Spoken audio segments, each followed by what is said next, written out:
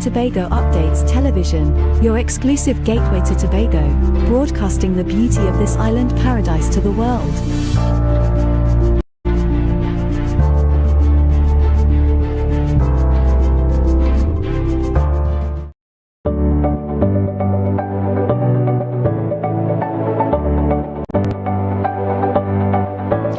Welcome to Belgro's Funeral Home, where we celebrate life's precious moments. From the moment you enter our doors, you're met with kindness and care. Our reception area is designed to be more than just a waiting room. It is a place of calm, thoughtfully created to ease the weight of grief. In our private conference room, conversations are guided by empathy. Here, our client experience coordinators sit beside you, not just across the table to help plan a service that truly reflects your loved one's story. Whether it's a traditional farewell or a personalized celebration of life, we take time to understand your wishes and offer thoughtful guidance. At the heart of our organization is a dedicated manager who ensures that everything runs smoothly, from the smallest detail to the final farewell. We understand that choosing a casket or a coffin is a deeply personal decision. In our selection room, we provide a calm, respectful environment where families can take their time and explore options that reflect their loved one's life, beliefs, and preference. Our spacious chapel is where memories are honored and lives are celebrated. Designed with serenity and warmth, it provides a welcoming space for families and friends to come together in reflection and remembrance. For families choosing cremation, we offer on-site professional cremation services in a setting that upholds dignity, peace, and confidentiality. Our crematorium offers a seamless and respectful alternative to traditional burial, giving families flexibility while maintaining the highest standard of care.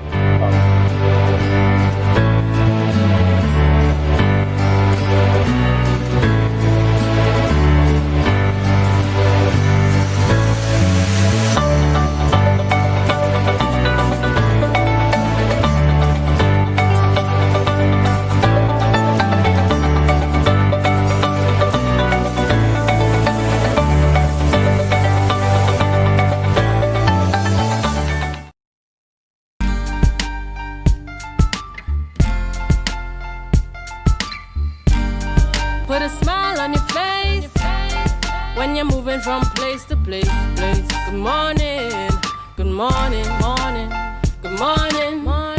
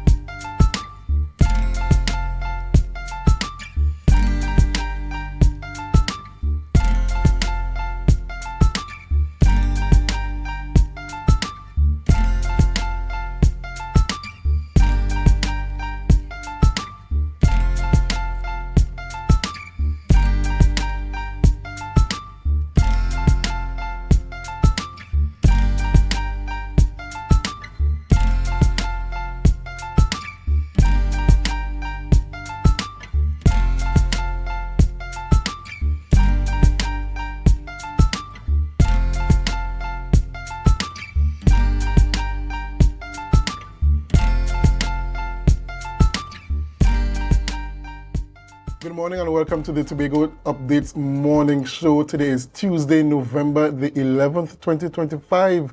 I am your host, Akin Abihola, and it's good to be here with you another day.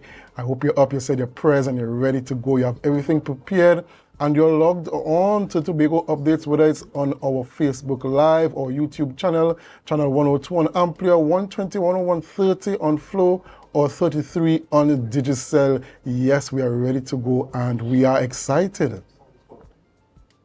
Yes, viewers, good morning, and welcome, as Akinlabi said, to the morning show here on Tobago Updates Television. I am your co-host this morning, Lavian Cupid, and indeed it is always a pleasure to be seated before you this morning, all right, bringing you all things that you need to know. Labi, how are you this morning? I'm feeling pretty good this morning, yesterday was a really good day for me, the men's debate. I participated in the men's debate, and it was a really historic moment, and it was a really, like, I want to say it's like one of those big moments in life. You feel like you've done something, you've contributed to something that is not really well spoken about or paid much attention to. And I felt like myself and the other men around the horseshoe, we did a pretty good job in highlighting the issues concerning men. Of course. I did get a chance to tune in just a bit, not entirely, but I did hear that you were the chief secretary. So you wore some big pants there yesterday, Labi. Yes, I played the role of chief secretary, and it was really an honor to be a part of the entire process. Yes, indeed. Kudos going out to the Assembly Legislature and all that they are working on and putting together, presiding officer Abby Taylor. All right, and I guess we are heading right into the birthday shout-outs this morning. Yes, we're heading straight into the birthday shout-outs, and at Tobago Updates, we want to celebrate with those who are celebrating, and we start things off with saying happy birthday to Mr. Shalon Kerr. Happy birthday to you, Mr. Kerr. God's richest blessings on your special day.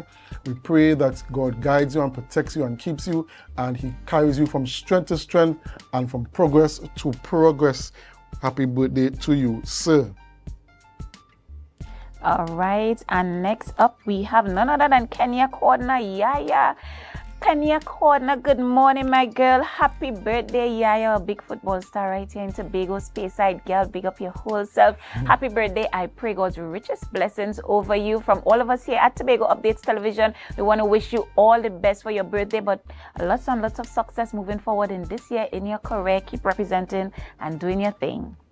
And finally, happy birthday to Miss Avian Hercules. Happy birthday, Miss Hercules. Yes, you're celebrating today. I hope you have you take a day off from work so that you could go and recuperate, because we know you're very hard working, and that you share this day with friends and family. You take that time off to reflect, you take that time off to really think about the blessings that you've had in your life so far, and we wish you all the successes in your upcoming year. Yes, I have to chime in on that happy birthday, because I'm a country girl. Happy birthday, Avian. Wishing you all the best, my dear. I hope you have a fantastic day. I pray that Levi makes breakfast for you this morning and you have a blast. You're a wonderful soul. Keep being beautiful. Happy birthday, my dear. So, Lavian, what has been happening in the Tobago space lately? A lot that is calling for cause for concern. We would have had a shooting incident this morning in the Turtle Beach area. All the information isn't in as yet, but stay tuned to Tobago Updates Television. We will be bringing you that. And then, unfortunately, last night we would have had a shooting incident in the Sansas Hill area as well. But even added to the distress, they say when your neighbor house is on fire, Labi, wet yours. And Tobago has been seeing an increase in home invasions. I remember at the end of 2023, it was a local media house in Trinidad did a piece on victims of home invasions. I remember one lady saying that her father died. He didn't die in the home invasion, but she said he would have been in his 60s, and what she said was that he stressed over it so much that many nights he would not go to sleep. He would stand guard at their door, and stuff like high blood pressure and all of that, and he would have died, unfortunately, from a massive stroke, because the fear of somebody coming into your place of abode, into your sanctuary, beating you, assaulting you, terrorizing you, the females within your home, just you as a man, because we know as a man, intruders, they go for the men first, because they need, they need to put the men down in order to take charge of the home. And to know that we have this stand your ground legislation that might be or should be coming on stream, but we had the consultations in Trinidad. I know we were supposed to have consultations in Tobago. I'm not sure if those ever came off the to ground. my knowledge, those haven't happened as yet, but we'll see when it will happen. But then for us to be dealing with home invasions on this little island, Labby, I can't tell you how I would feel to know that there are strangers, armed strangers in my home at any given time. I know that break-ins were a bit of a problem on the island, and now we have to deal with home invasions as well. They're on the increase. We want to encourage persons to continue to safeguard their homes. I know that the TTPS would have stated in past interviews here on Tobago Updates that they're having a problem in terms of people taking the safeguarding of their homes seriously. I want you all to take it very seriously to safeguard your homes. Make sure you put all measures in place as much as possible so that we can mitigate these types of incidences. But we really want persons as well, Lavian, to really, it's like an appeal. Try and stay on the right track in life. Don't seem to resort to crime as a means of dealing with whatever issues you might have or whatever needs you might have. Try and stay on the right track, because crime leads to two places, the grave and the jail. It doesn't pay. It's short-term pleasure, long-term torture. Not only for you as an individual, but of course for citizens. But this topic is so wide and broad, because even when we look at policing on the island, we would have had the Prime Minister say that we might be able to have, or we might have conversations for a Tobago-based police service, police force, municipal police force. I'm not sure how effective that would be, but it's definitely something that we could look at. But then crime is really a sociological problem, and that is exactly where we need to look at. But then even when we look at our prison system, when we have a prison that almost falling off the cliff in Scarborough there, but that is not even the issue. The recidivism rate in Tobago, what is it like? In Trinidad and Tobago, first of all, we're not that big on statistics. How well do we take stats? We're not that big on statistics. But then even going further, when we take Labia, Peeping Tom here from Tobago, and you send him to Trinidad, he is in maximum security prison, or he's in Golden Grove, he's wherever he is. What do you think big men do all day? They sit, they talk, they discuss what they see, what they do, they make alliances. And so now you have a Peeping Tom that left Tobago, went to Trinidad, made some jail time, and came back a seasoned rapist. This is the facts. This is what we deal with. And if we are to really have these conversations and really look at where some of the underlying issues are, we need to have, we can't live in an area, in a zone where we think, we still need a prison that could only hold 40 people. But then we ram it up with we're more than that, right? And then we send the remainders to Trinidad, and they come back home with new friends, new experiences, and new information. I was thinking about it yesterday, and one of the things that I realized that our prison system doesn't do is that we don't seem to take very seriously reform and reintegration. We don't take that very seriously. We punish, we release. We punish, we release. And oftentimes we release the men into a society that is not prepared to accept them, or they're not prepared to reintegrate into. So it's very easy for them to fall right back into the life. It's very easy for them to fall right back in the life. But we hope that we can, in the future, we could really sort these issues out, and we could really get towards that point of, really reforming our prisoners. Ladies and gentlemen, we're going to head into our conversation. So, Lavian, who are we talking with this morning? All right. Well, Lavi, as always, Tobago Updates Television bringing you all the interesting conversations that you need to have. And so we have Acting Inspector Glenville Wilson from the Trinidad and Tobago Police Service. And he'll be talking to us about enforcing the law at Marine Park, right here on the island. And then we jump into conversations with Ricardo Alfred, maritime surveyor, maritime engineer. And we would be talking about Marine Park matters on the island. And then finally, we're wrapping up with Garden Night entertainer, popular entertainer right here on the island. And he's calling for timely payments from the THA. And so, yeah, we'll be diving into those conversations. But I mean, even before we go for the break, I just want to jump in right here, Akinlabi, because, you know, our viewers are who make us here at Tobago Updates Television. Don't ever think that we take you for granted. We love you more than you know. And I want to say good morning to a special lady that I met yesterday in Canaan Bonaccord area who told me even if she's in the kitchen, she's listening to Tobago Updates morning show in the background, and she's always taking in the news. I didn't get her name, but she did tell me she's Miss Lorna from Roxborough, daughter Ann. Roxborough, Miss Sarah, right? You know, I'm always to my people. So good morning to you, and thank you so much for always choosing Tobago Updates Television. All right, so viewers, we have to go on a short break, but when we come back on the other side, we continue the conversations. We start the conversations, as a matter of fact. So do us a favor. Share the live, share the live, share the live. Up next is Acting Inspector Glenville Wilson.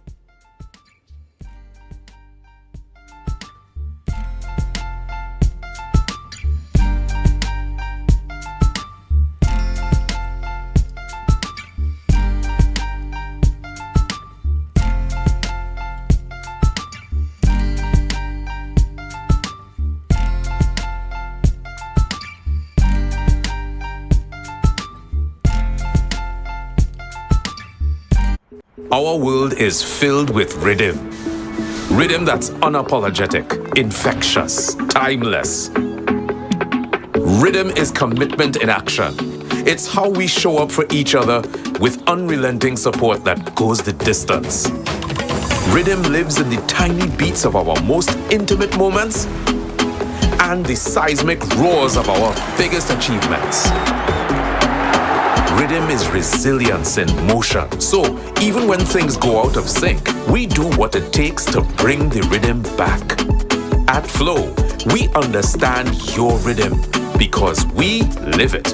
That's why we're dedicated to building a network as resilient as you, with a team of familiar faces working every day to keep you on beat. You're at the heart of everything we do, and our commitment is to keep your rhythm flowing, no matter what.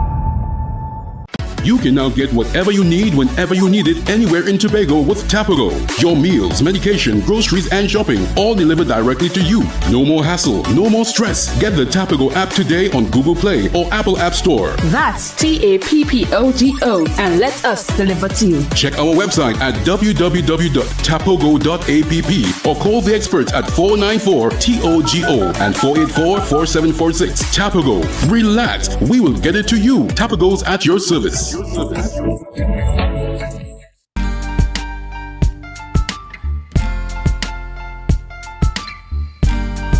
a smile on your face when you're moving from place to place. Good morning, good morning, morning, good morning, morning.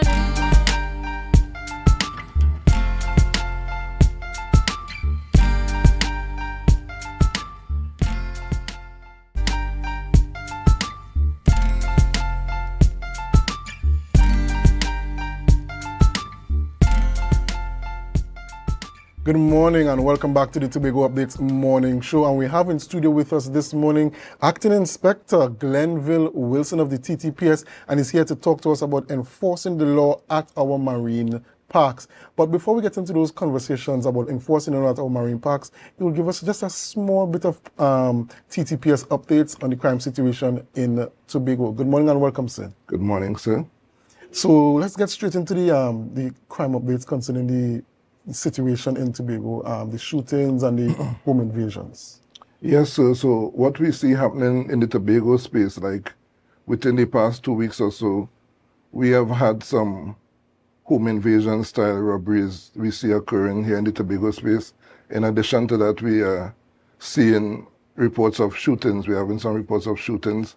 In the past 4 days or so, we have had 3 reports of shootings. The most recent being this morning, moments before I came onto the program this morning. You know, I'm proud to report and inform the people of Tobago that we have held a suspect in that report of shooting this morning. Okay. And I'm told that a firearm was recovered. Right? As it relates to the previous shooting and one of the other shootings, we have a suspect in custody. As it relates to the home invasions, we have identified a group of persons that are committing these crimes, and in the not too distant future, we will be engaging these persons. So the home invasions seem to be connected? Somewhat. Okay. Yes, sir. So let's get into the enforcing of the laws at the marine park. August this year, you all executed an operation in no man's land, I believe it was. Just give us a bit of update in terms of what is the outcome of that operation. So, on the eve of Storby Great Race 2025, the Tobago Police, in collaboration with other law enforcement agencies and other external stakeholders, embarked on an operation teamed Operation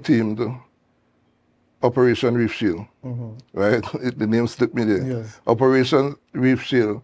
So that operation was a joint operation by the Tobago Police, the Trinidad and Tobago Regiment, the Coast Guard, Immigration Department, Customs and Excise, Health Department, and various agencies within the TTPS. This initiative was geared towards treating with burning issues at the Bucko Reef Marine Park. Right. The Bucko Reef Marine Park includes Storby Beach, Pigeon Point Beach, Gibson Jetty, No Man's Land. You can now get whatever you need. Yes, No Man's Land, Nylon Pool, and Bucko Reef. Right. Right, so all those areas were targeted. You know, the officers went out there in their numbers, and it was really geared towards dealing with the illegal sale of alcohol, the illegal sale of narcotics at the Bucko Reef Marine Park space. So, Yes. in terms of persons vending and selling at no man's land, were they vending and selling there illegally? Because some persons thought that it was a problem, and others thought that people were making a living, they were doing it legally, they were engaging in illegal activities. Yes. But we know that you need particular permits and that kind of thing to operate. Yes, sir. So the operation sought to bring awareness to the persons who are operating at no man's land. Most of them were unaware as to what they're supposed to do in terms of acquiring the permission to operate, like in terms of selling the alcohol. They need to apply to the court, and investigation has to be done by the police, and then recommendations made. So in terms of the sale of the food, they have to have a conversation with the health department so that they will be operating within legal limits. So since that the seizure of all those things, there hasn't been no one has gone back to no man's land to operate since then? What I can say, the police continue to maintain that presence there, and the activities have definitely diminished, I must say. But, like in everything, as the police turn their backs, persons will try to sneak and do stuff.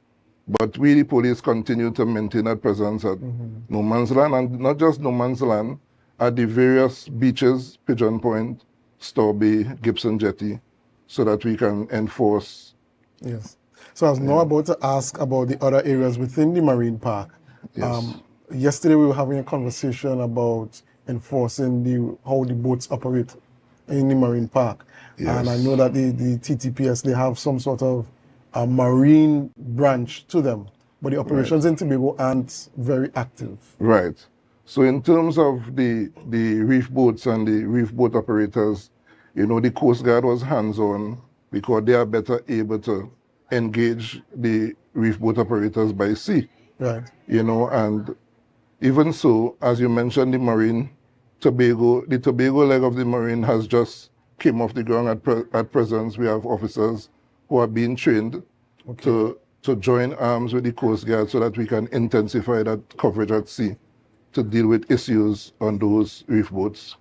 So we have seen a number of cases where reef boat operators, and we're just watching out a video, just came up there, some reef boat operators, the sinking of the boats, that kind of thing, overloading of passengers.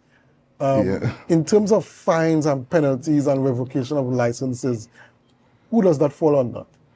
Yes, so there are offenses that the police could treat with, and there are other offenses that will be dealt by other agencies.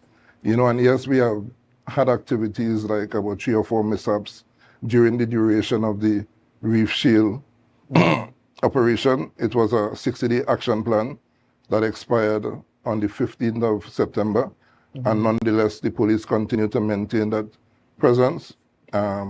Those incidents with the sinking of the boats are currently under investigation by the Crown Point Police, and we are making some headway with those investigations.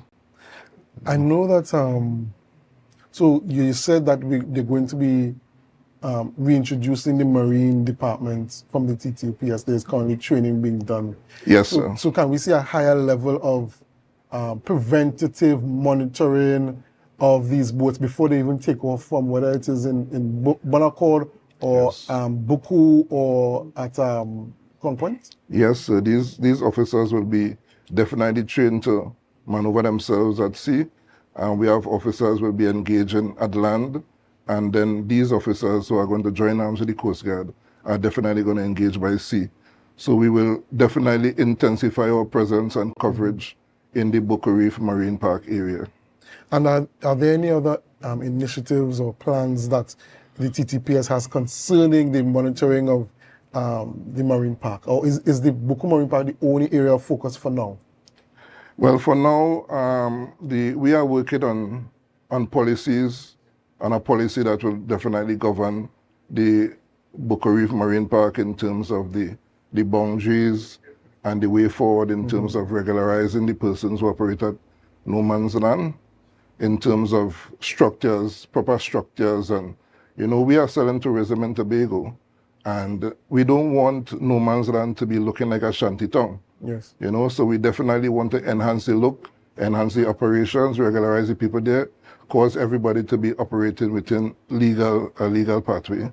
And in terms of, you said you wanted to regularize the persons. In terms of those vendors, have they been cooperating with the authorities in terms of working towards having the proper permits and licenses to operate? Yes, I must say that some of those persons has definitely reached out to the police to find out as to what steps to adopt in not having the police to interact with them in a particular way. They want to operate within the law. Yes. So we have advised them, and we are looking forward to treating with that issue at the Buku Reef Marine Park. No, I know that there are also boat operators that operate out of Speyside. What is the TTPS's strategy towards monitoring that area as well?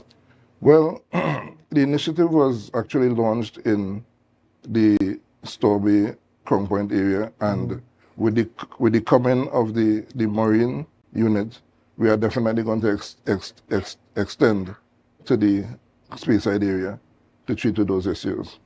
Okay. And is there anything else that you would like to say before we wrap up the interview? Well, basically to let the people of Tobago know that, the police continue to work and continue to do their best, notwithstanding we have had some recent shootings.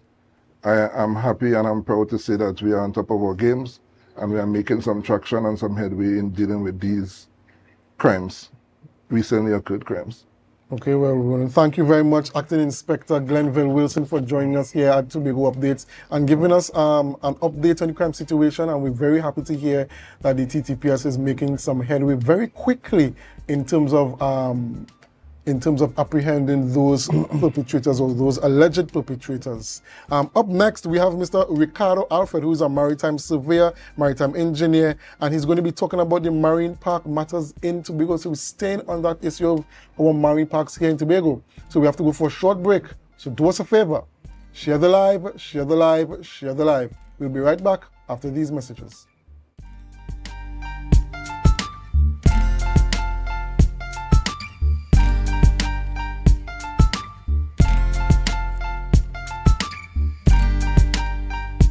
Coconut's Cafe, the buffet restaurant that specializes in all your tasty local dishes. For breakfast and for lunch. Breakfast includes coconut bake and sada roti, served with chokers, buljoil, and sausages in tomato sauce. Not forgetting beef and cheese pies, shepherd's pie, macaroni pie, and rice in various styles. Meats served in a variety of flavors, garden salads, and pasta salads. All this accompanied by fruit juices, coconut water, your choice of a great combination to appease your taste buds. So call us today to order, as we are here to accommodate your busy schedules or if you are having a cooking day off.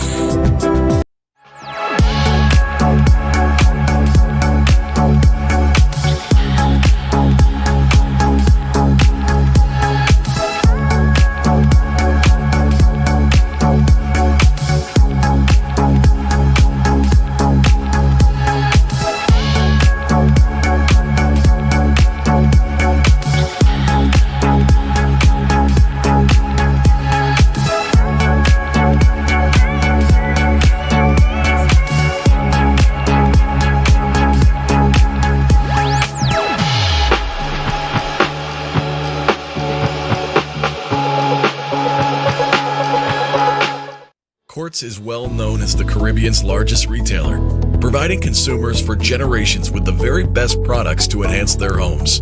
This year, we bring our expertise to businesses.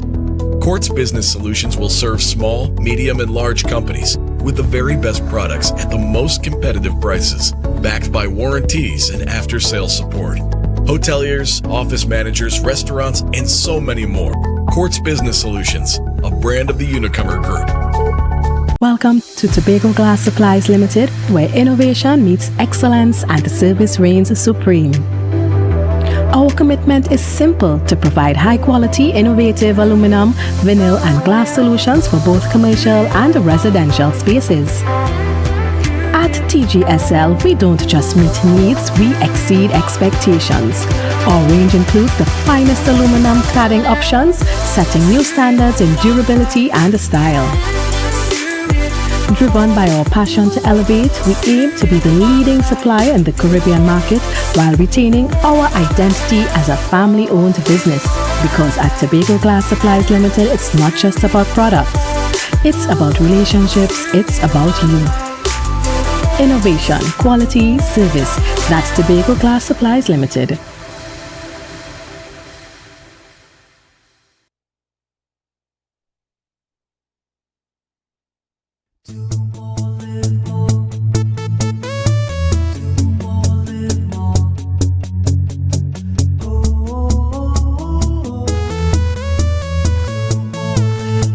This is how it's gonna go. They better look up and look, 'cause this is your show, and everybody's gonna know. Say it to them once again. They better look up and look. This is your show, and everybody's gonna know. That's how it's gonna go. They better look up below, 'cause this is your show.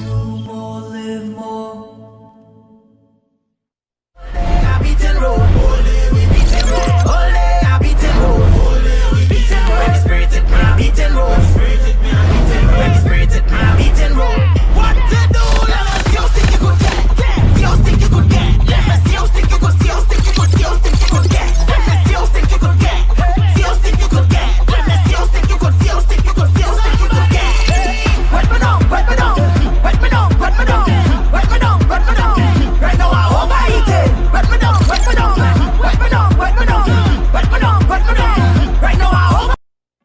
guys, some new developments. Put a smile on your face when you're moving from place to place. Good morning, good morning, morning, good morning, morning.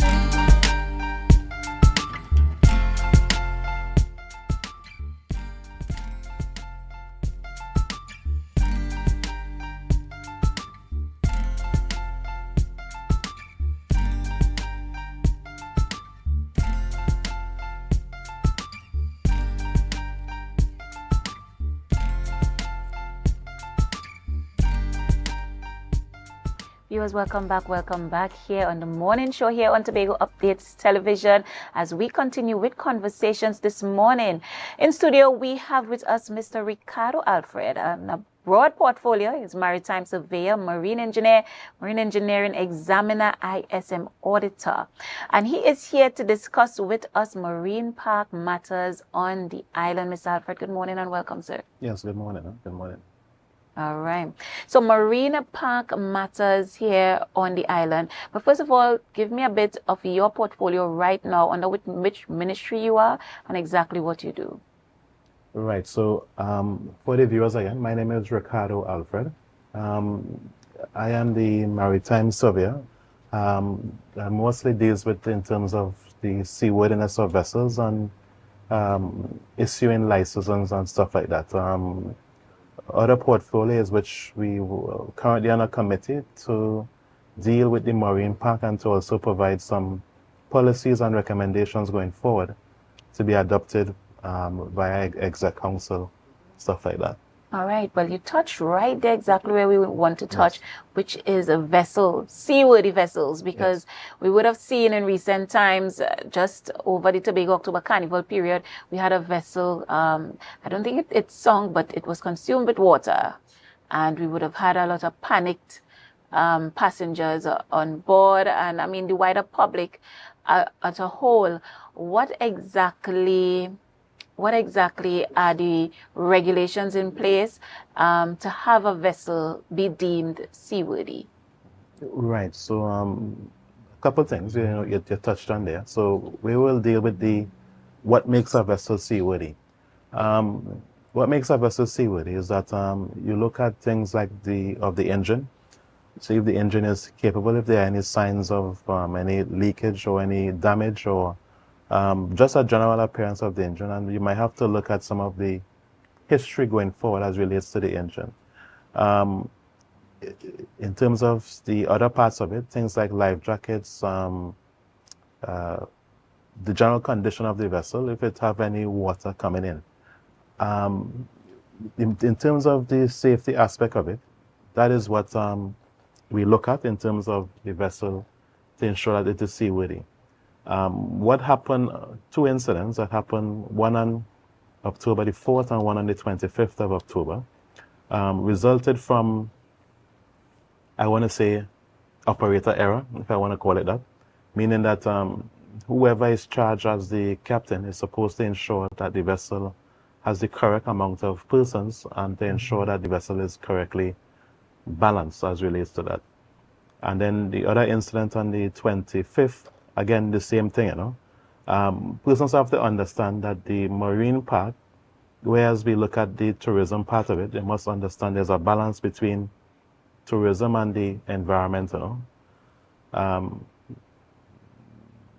So just to be clear, the marine park closes at 6 p.m., right? And no vessel should be out there at that time, unless they would have sought the approval from the relevant authority, which is the THA currently at this time with the Division of Food Security.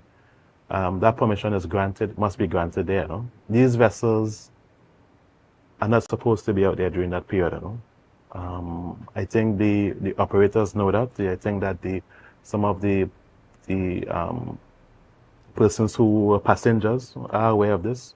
The last incident resulted in a couple of boats being rafted up together and resulted in too many persons going on board the boat.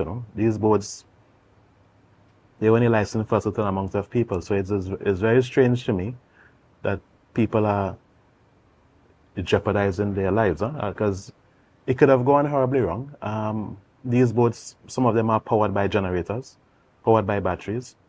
If an incident occur again, resulting in the boat going down, there's no lighter, and it's going to be pitch black, where you're going to be dependent on cell phone lights. Persons have to take a personal responsibility. As much as we are speaking about the boats and what's happened, people must must step back and understand the dangers. Throughout my career, I have seen many disasters. I've seen people drown. I've seen explosions. I've seen so many different things on ships. And people have to take account of their actions, because you cannot knowingly know that the vessel, something is wrong, and still be out there. I mean, it is. I don't know. I mean, I know there are only superheroes in the movies, but people have to be very, very cautious and conscious of the actions that they take. And I'm very pleased that the TTPS is taking this action. And you have to hold persons accountable, and you have to make the fines and stuff. So these two vessels, the license were revoked immediately.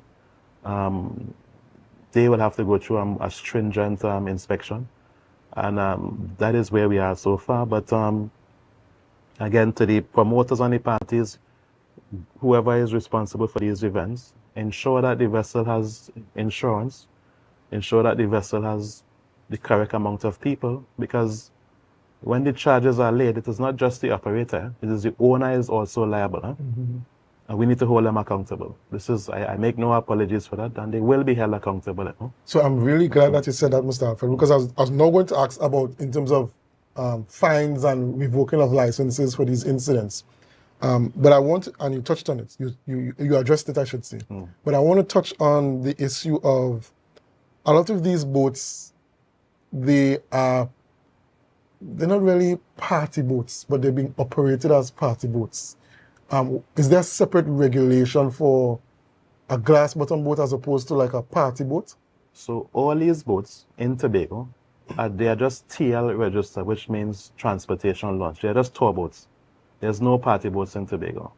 The party boats fall under another regulation, which is a small, is a small ferry regulation, which none of those boats are in Tobago. All of them are in Trinidad. Because the reef have now morphed into something from a tour to a lime or a vibe or whatever they want to call it, these are the kind of operations you have. And again, whereas the Maritime Service is responsible for ensuring the seaworthiness of the vessel, the activities falls strictly on the THA. If the THA wishes to say, okay, there's no music in the marine park, if they say there's no alcohol in the marine park, which there's none, it can't happen. We have to hold ourselves accountable. And I said, the patrons, some of them know what they are doing, they know.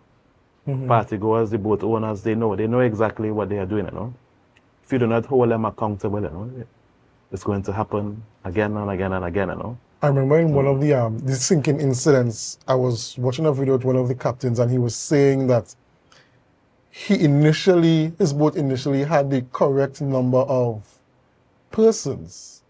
He said there was no overloading of the vessel, but what happened was that the vessel became unbalanced, and he was trying to balance it back, but apparently persons probably were not listening to him, and it caused the boat to sink.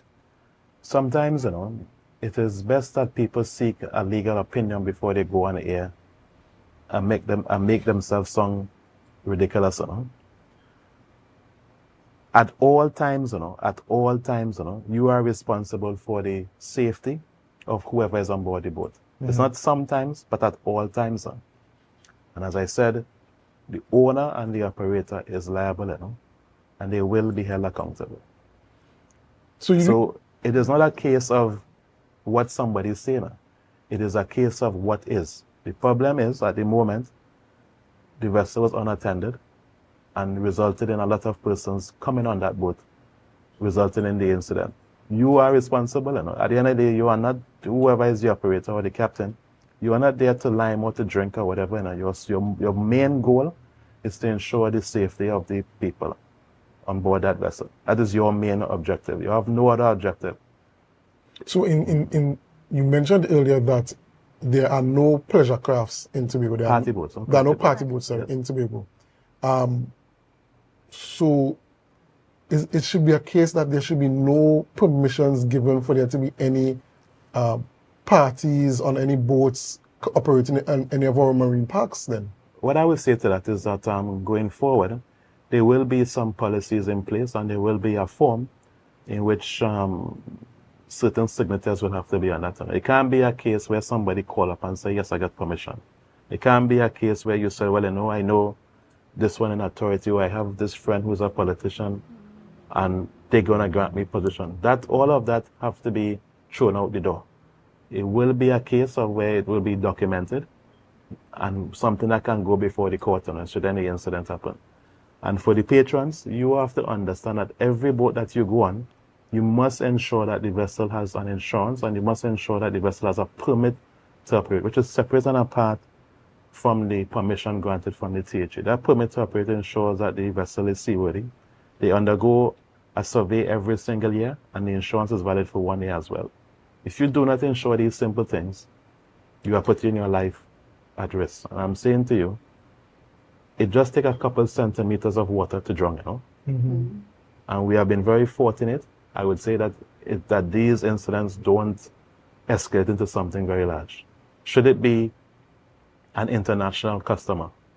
A matter of fact, any life is a life, but we tend to gravitate when things happen mostly to the international public. And I'm saying that we have to hold ourselves accountable at all levels. But Mr. Alfred, do you think that we need an overseer in that area? When I say that, I'm speaking specifically to the boarding of these boats and these boats being out there in the marine park, because the trust is left up to the operator and the boat owner that they are going to do the correct thing. Well, you can only prosecute when the incident occurred. You could only overload while the vessel leaves the shore. You could only operate without that captain license when the vessel is left. The challenge that you have is that the users of the park have to govern themselves. This is what happens throughout the Caribbean. If you're looking at it from the Caribbean, in Barbados, Jamaica, it is the users that are governing the space. It should not be a case where you have to have the police there all the time, to govern things. And I mean, if you wear a seatbelt, you will be charged. Right? It's only because of the fines where people think, but some people choose not to wear seatbelts. It is a case where, yes, there must be some level of oversee, but however, it comes back to the individual, And if persons feel, that having a good time out in the water, drinking and stuff, and being intoxicated in water, and being on a boat, well, I don't know what to say there, but persons, again, it starts with the individual. It really does start with the individual. And over the years, from what I have seen in terms of marine incidents, we are quite fortunate. We are extremely, extremely fortunate in terms of what occurs out there. All right. But as you just said that it's up to the individuals, they have to govern themselves out there.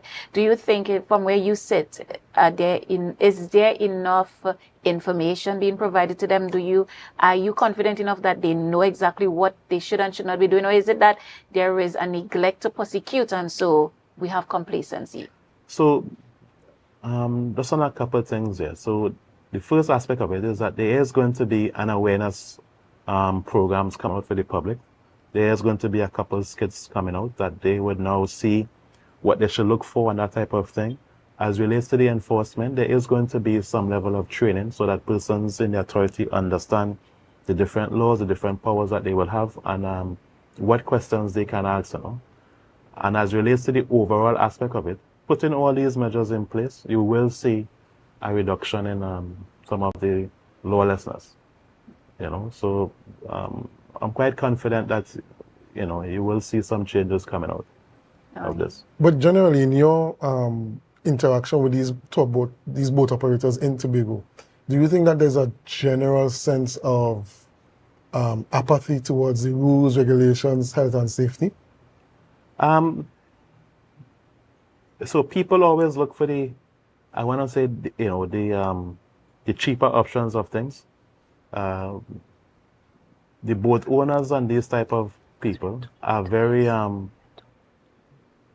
some are for it and some are for it. This is where they have a difference in age groups as well, which therefore will affect that type of behavior. But once the laws are in place, once the measures are in place, they will have to conform. You really can't leave it up to people to make such decision, but you have to put the measures in place, and then you will have some level of conformity among these boat owners. And then wrapping up, you have anything else that you'd like to mention, you'd like to inform the public of? I would say stay tuned. There is going to be some media releases as relates to some of these incidents. There is going to be a lot of public awareness. So it's important that people understand what they should look for and the different safety measures in place. All right, thank you very much, Mr. Ricardo Alfred, maritime surveyor, maritime engineer, talking about the marine park matters in terms of licensing and regulations.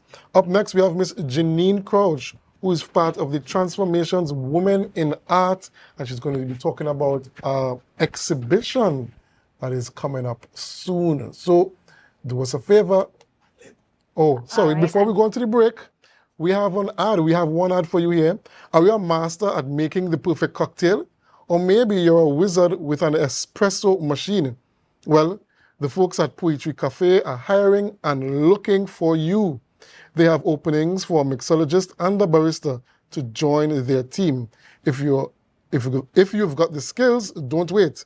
Submit your application online at poetrycafe@gmail.com. So yes, we have some job opportunities there, ladies and gentlemen, viewers. So if you have that skill and you're looking for a job, do apply. Like I said, up next, Janine Crouch of the Transformations Women in Art, and they have an art exhibition coming up. So do us a favor.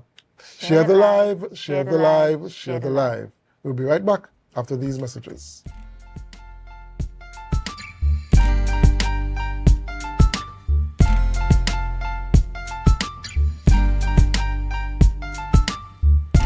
Are you in a dispute with a registered investment service provider of the TTSEC?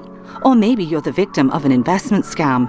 You can lodge a complaint or submit an anonymous tip to the Trinidad and Tobago Securities and Exchange Commission.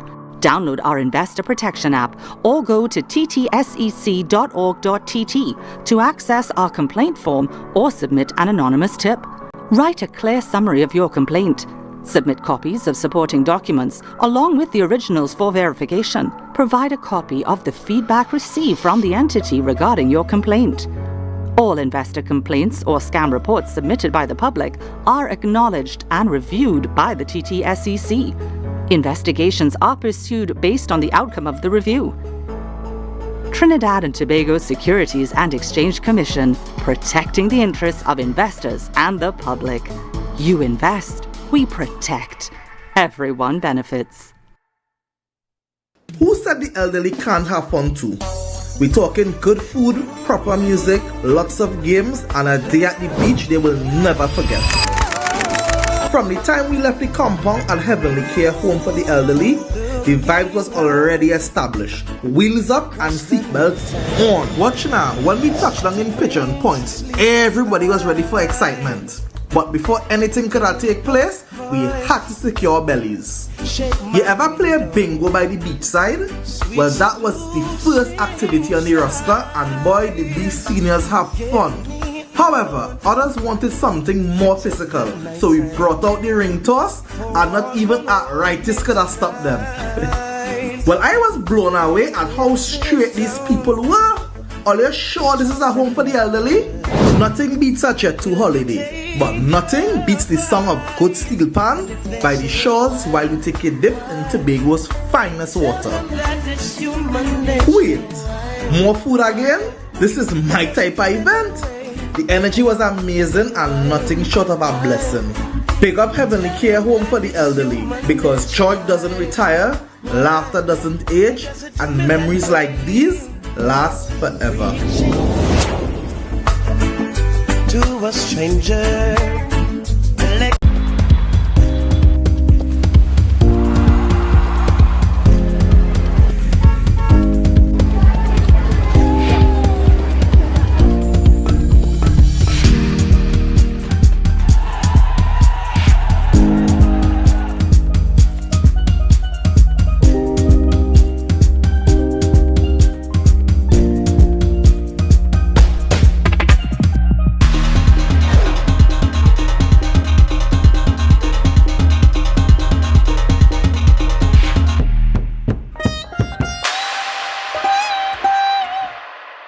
Welcome to Tobago Glass Supplies Limited, where innovation meets excellence and the service reigns supreme. Our commitment is simple: to provide high-quality, innovative aluminum, vinyl, and glass solutions for both commercial and residential spaces. At TGSL, we don't just meet needs, we exceed expectations. Our range includes the finest aluminum cladding options, setting new standards in durability and style. Driven by our passion to elevate, we aim to be the leading supplier in the Caribbean market while retaining our identity as a family-owned business. Because at Tobago Glass Supplies Limited, it's not just about products. It's about relationships, it's about you. Innovation, quality, service. That's Tobago Glass Supplies Limited.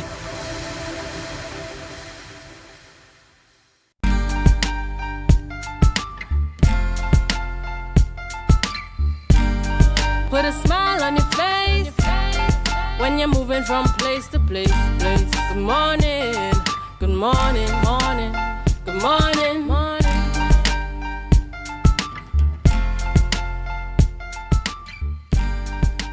Viewers, welcome back to the morning show here on Tobago Updates Television as we continue conversations that you need to hear about right here. You know, we have everything that you need right here on Tobago Updates Television. Thank you so much for always choosing us.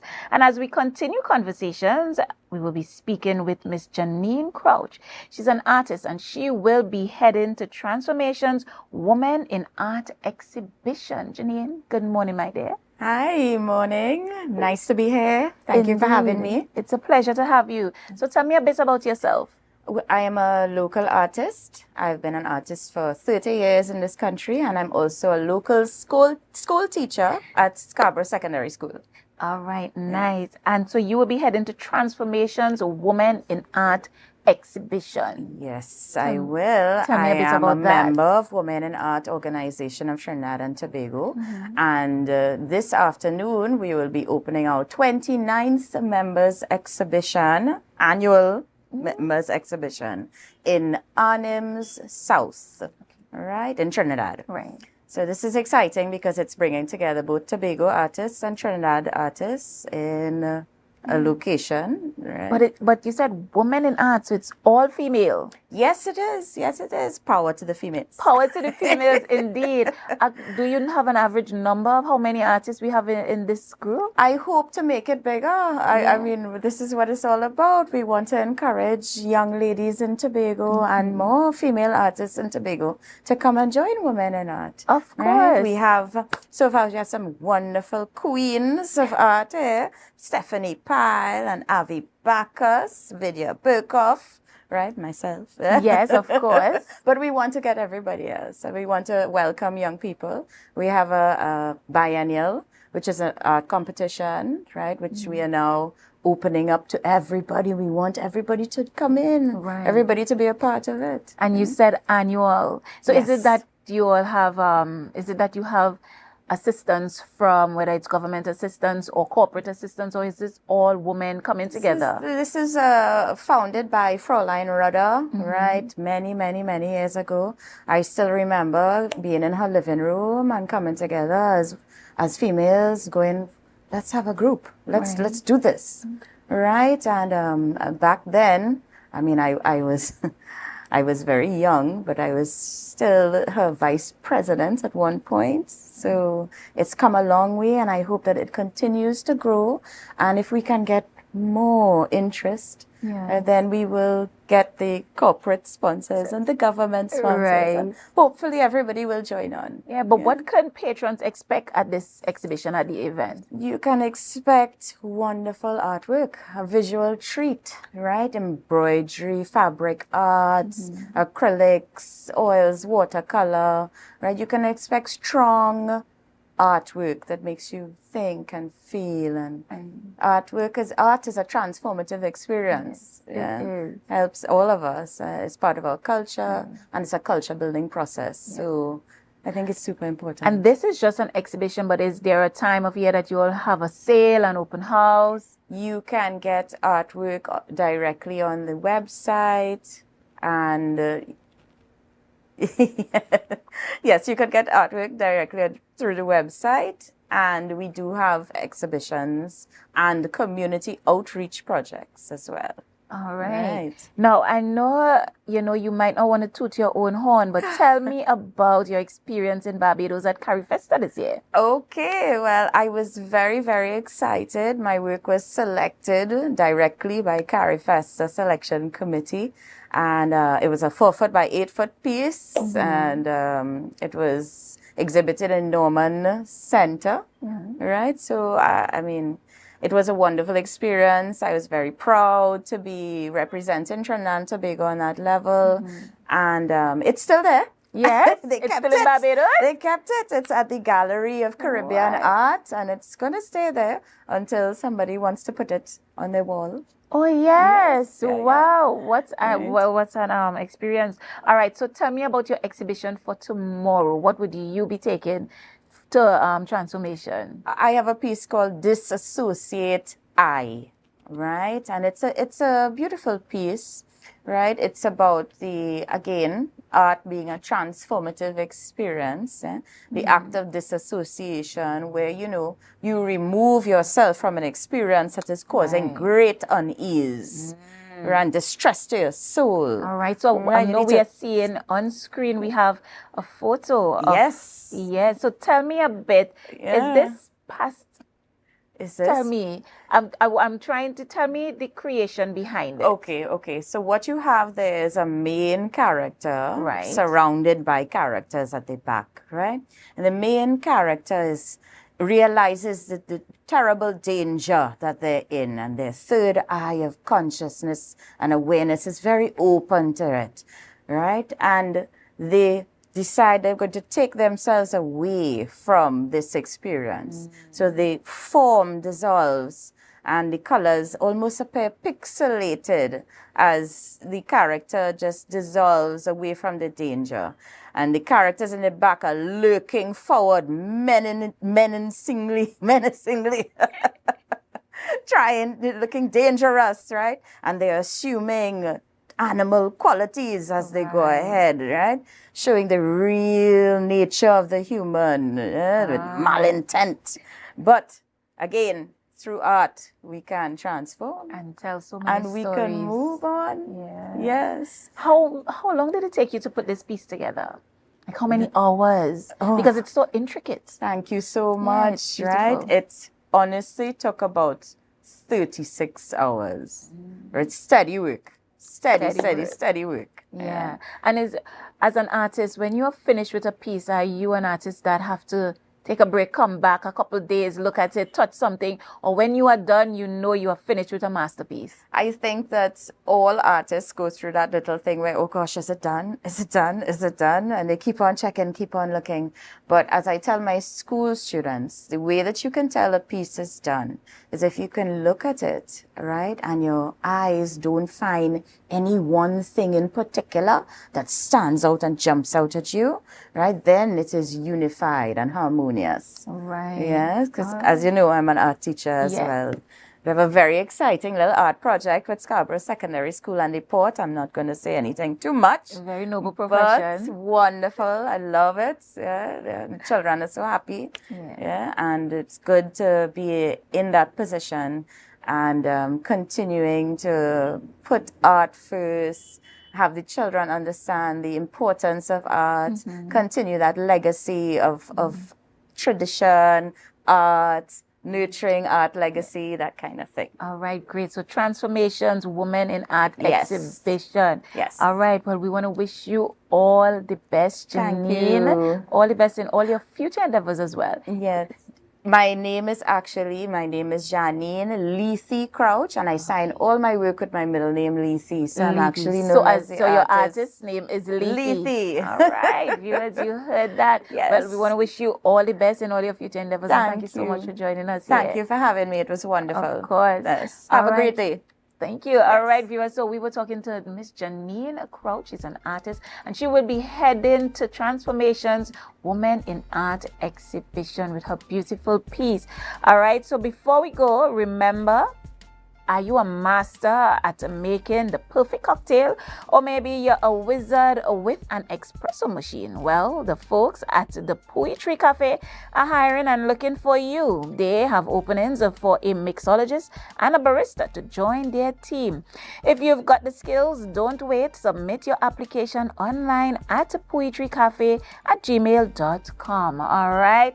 So, some job opportunities there. Get on that. Don't go anywhere. Remember Tobago Updates Television. We have more conversations right here for you. And also coming up next, we have conversations with Assemblyman Pastor Terence Baines. We have a host, Rhea Richardson George, having those deep conversations beneath the surface. Yeah, it's year 4. We're heading in. Remember, we are in that season, heading to the Tobago House of Assembly election. Tobago Updates Television, bringing you all things that you need to know. Don't go anywhere. Remember, share the live, share the live, share the live.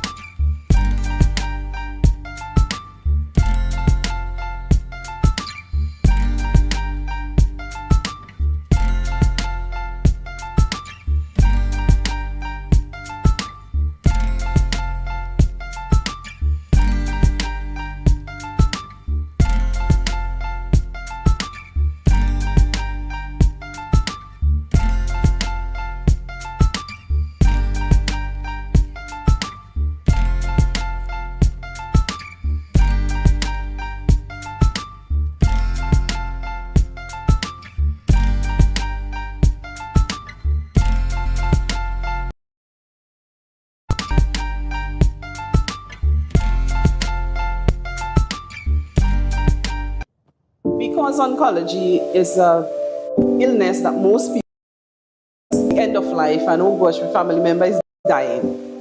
There are a lot of support for patients. Therefore, a lot of patients, relatives, friends, and well-wishers follow them to clinic. The building that we now exist in is really small. We have 6 chairs in the waiting area, and then we cannot accommodate patients and relatives. If it rains, relatives have to find their cars. The sun is too hot, relatives have to find under trees. This situation was untenable. Therefore, the proposed move is welcome. I've been to the place, I've visited. The ambience is good. I know there is some construction to be done to make it fit for purpose at this time. And I do believe and I do feel that move, we will be able to enhance the care we give in various ways, because then we have space. Relatives will be able to patients. That kind of intimate support will be there. For me, if I have to say yes or no to the move, I would have said yes in 2020. Patients started growing. That is after we had started in 2010, and patients knew that we had services available in Tobago, and they start migrating from Trinidad. Definitely, patients, relatives would be happy. Patients would be happy. Staff would welcome, because the unit is definitely tight. You can't move a wheelchair around the unit. There's one patient toilet. The situation is not good as it is. About 40 years ago, I got into an accident, and I was a blue, sterile stuff now, and I had a scar. And I was always conscious of feeling the scar. So one day I felt a little uncomfortable, and I started to test, check it, until I decided to have a checkup. The doctors and the nurses and again, they were really nice. You could see they were operating under duress. The place was uncomfortable, inadequate, not comfortable to sit for privacy, and but because it's cancer, because you're doing it, and you want the service, you go. If it was for any other reason, you would have looked for somewhere else to. For they needed, and they need to be approved. This is where, for instance, if I have to speak to a family about what's going on with a patient, I have to have the patient and all the relatives in this space. It's not really conducive to that sort of conversation, especially if the news is not good. Normally after chemotherapy, we want to see you a week later to see how you're going and check your blood count, and then a lot of times that's a second journey to St. James. A lot of people would just disappear for 3 weeks, and we hope we see them when the next treatment session comes around. It would allow for patients to, one, have a bit more privacy, and even have a relative come and spend some time with them while they're doing their treatment, if the treatment is going on for hours. Having greater privacy would make people at least more at peace to know that, you know, just because I show up at that building, it doesn't necessarily mean that this is what I have. Treatment in a more beautiful environment, a more calming environment, could only make things easier for patients. They're going through enough as it is, just with the illness and diagnosis, and coming to grips with that. I'm so happy to know that you're doing something about it, because it's about time.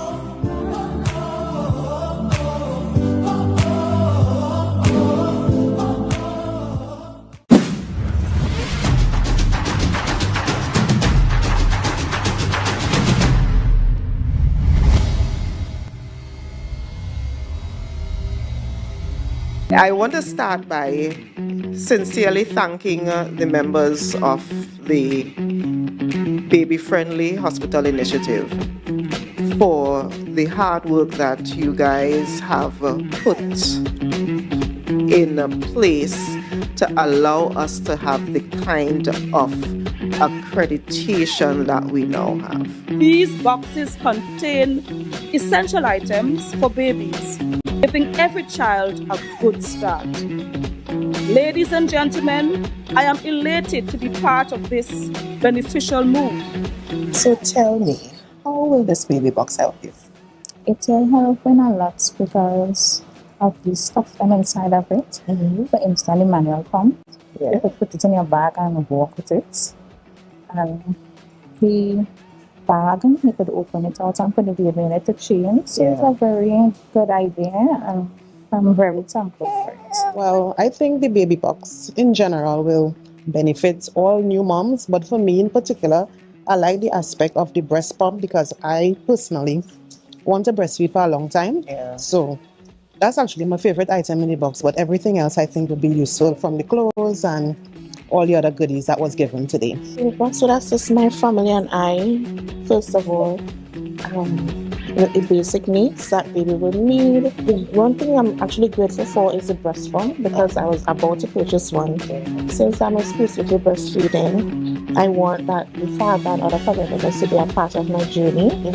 And I know that this is breastfeeding month. It is, yes it is. Today's launch and unveiling are steps in the right direction. We start by the mummies and the daddies giving birth in a baby-friendly facility. And then we send you home with a little bit more support.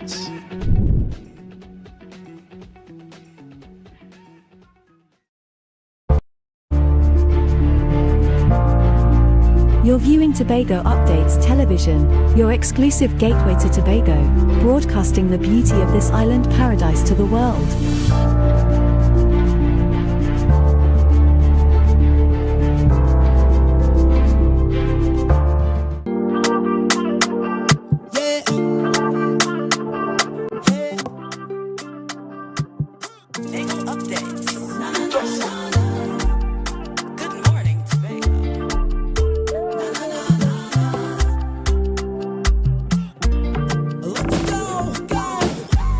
It's a brand new morning.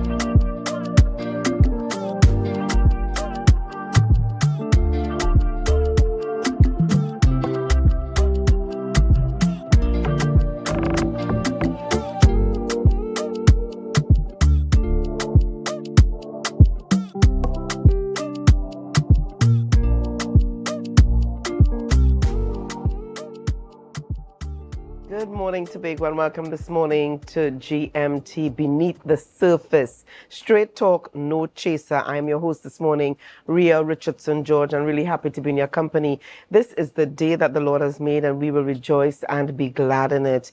Viewers, we have been having such a time being able to chat with our assemblymen, secretaries, and assistant secretaries as we speak about their accomplishments, achievements, and some of the goals for the future. On our program this morning, we are chatting with Assemblyman Terence Baines, Bethel New Grange Electoral District, and he is the Assistant Secretary for the Division of Infrastructure, Quarries, and Urban Development. Good morning and welcome to you. You hold the title Assemblyman Pastor Terence Baines.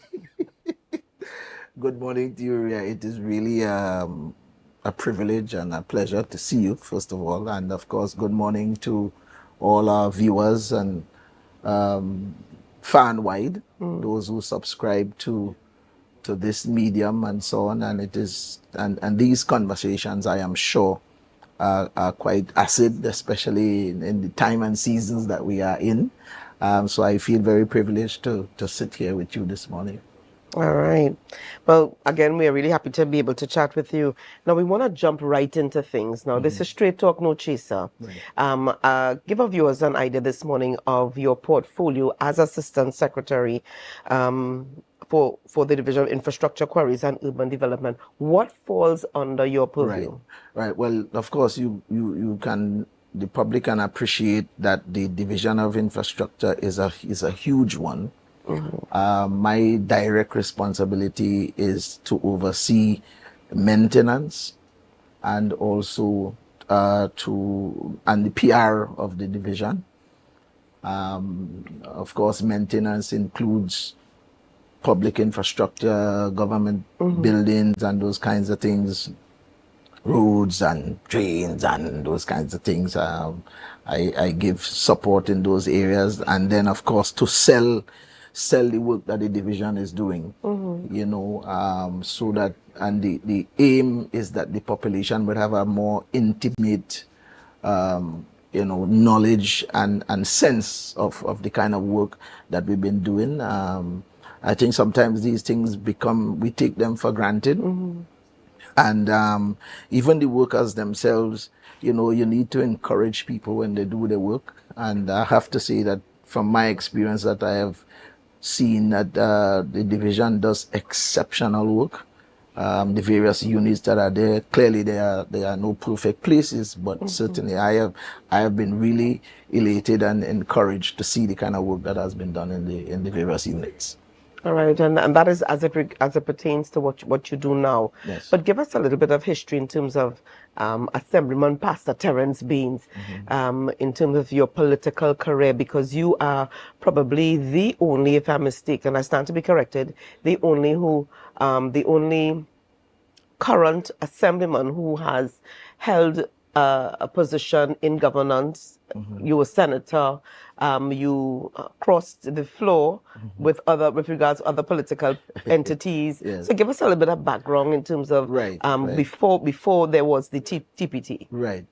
Well, I mean, you know, I always felt that I wanted to make a contribution to the betterment of the space, Tobago particularly. I mean, some I am sure would say, but you know, you've been doing pastoral work. I've been in pastoral work for over four decades, right? You know, that should be enough, you know. But in my minds, I felt that there was more that I could do on the civil side of things. And I clearly was charting, you know, virgin waters, so to speak, and didn't know how that would have been possible. But I know deep down in my heart, there was this desire to engage, you know, further, you know, outside of the walls of the church and that kind of thing, and so on. And it is not that while in church we were not doing things outside of the church walls, but when I say outside of the walls, I meant outside of the parameters of the church, as we understood it. You understand? And so I got involved in radio.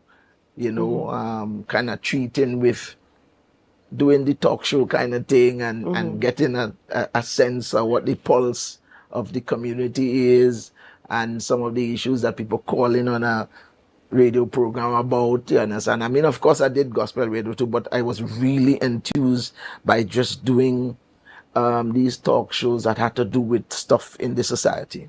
And that led me, of course, because, you know, you would have to do your research and those kinds of things to host these types of shows, and you'd have to get as much information as you can. And so as I started gathering information for those talk shows, I started to get a greater, my interests for things in the communities grew. You understand? I never knew where that would lead, but, you know, I just became interested. And we have always been having conversations in the church fraternity about church's involvement in the politics of the day and the politics of the environment. I remember there was a time there was a Christian group in Trinidad that started up, that had a desire to engage and start a political organization. I was a part of that, and we had the meetings and so on. But when the time for the election came, everybody just receded to their traditional places. You understand? So those are conversations that we're always having. And then I remembered, I think it could be about 2005 or 2007 thereabout, when Pastor Casey Roberts was asked to run as a candidate for Tobago West. You know, and I was really excited about that. And, you know, so I called a lot of the pastors that I worked with here in Tobago, and we had a meeting. And because I was very naive as well, very naive, because I thought that based on the conversation we were having, because I was also on the executive of the Tobago Pastors and Leaders Fellowship at the time. So I knew the kind of conversation we've been having, how, you know, we feel like we're not really involved as we should be. I've always felt that when the times for politicking arise, that the various candidates engage the church fraternity and get them involved and so on. But after the election is done, the church seemed to be the only entity that's not represented around the table. You understand? Because, I mean, all of us understand that this politics, it has to do with people trying to forge ahead with their agenda, the various stakeholders, whether it be business people, whether it be NGOs or whatever. What is at the table everybody for have them? their agenda. And I think politicians know that as well. This is why they engage the various entities. So I always felt that the church did not have any formal representation at the table. I always felt that church people were treated as persons who always looking for something and that kind of thing. A handout. I really didn't share that view, because government is supposed to provide resource and support for a community or country to thrive. You know, government is expected to provide basic needs and those kind of things, so that people could actualize and you can enjoy the best life in the community or in the country that you find yourself. The church, as other NGOs, plays its part in keeping this or bringing health to the society. In these churches, you find X this, X that, people that could have been engaged in nefarious activity. Some people in the churches have engaged in activities that were not convenient, that were destructive, but now they've found a new philosophy on life, so now they want to be contributors. So the church was playing its role. The church plays its role in benevolence. The church plays its role in spiritual content. The church plays its role in assisting families. And in what I'm saying generally, the church has a role in the development holistically of the society. So therefore, any kind of support that government can give to the church legitimately is right. Because just as the other entities that are approaching government or that government provides for them to contribute to the building of the society, the church has a role in that as well. And so I felt that the church needed to have a voice, legitimate voice, you know, and not just treated as you know, a second-class citizen and so on, and not just an entity that you blame when there are things in society going awry. Right. You understand? I felt that way, but I didn't know how that could happen, honestly, because remember, this is new waters we treading on here. Right. We have no point of reference for this. And so I just started. And so when this matter with Pastor Casey arose, I was like dripping with excitement. So I called my friends and the pastors and so on. We had a meeting not too far from here, had a lunch and thing, and we start talking. So I thought, honestly, Ria, God is my witness, that all the church leaders will galvanize their support behind the man, because the man represented the principles that we were standing for. The full gospel community. Exactly. However, I did not know how deep political alliances ran when it came to the actual manifestation of the politics. Even within the church. So what I'm saying is that there was no in my mind, I felt that even if I had a pension to, let us say, the PNM or the DAC or whatever at the time, right? That those things would have been second place to the man, whoever that man was, that was representing the entity, the church entity, my view. So I would have always supported that. But of course, that didn't go very well. You know, it did a lot of injury to some relationships. Some people figure that I don't know if you remember, but it made national news and all kinds of stuff. It did not go the way expected. Right. But I think in large part that was because of naivety. But I remember that I stood with Pastor Casey. I was the only man there. I was the only man from the church fraternity standing with him when he was doing the campaign. In fact, the first time I stepped on the hustings, you understand, was at that time. And I remember clearly, Mr. Benedict Armstrong, if you're listening or looking at that, good morning to you. He said to me, he said, Pastor, you're sure you know what you're doing? Because when you step out there tonight, there's no coming back, you know. You understand? I mean, he did not know he was being prophetic at the time, nor did I think so. I just felt I was supporting what and you we felt represent. very strongly about your position. Very strongly. And then, you know, I just got more involved, tried to learn more, and I've been around the politics since that time. Different things has happened. I've been in a couple of the political manifestations that we can call opposition politics in Tobago. You know, we had Tough Duck, we had the NAR that I subscribe to in terms of philosophy, we had the TOP, and I have served as members of the executive, a member of the executive in these organizations. Tobago and then we had the Tobago Forwards. And I emerged as the political leader for a very short term duty. Interim political, yes. You know, and but all these things, I really had no point of reference for the thing.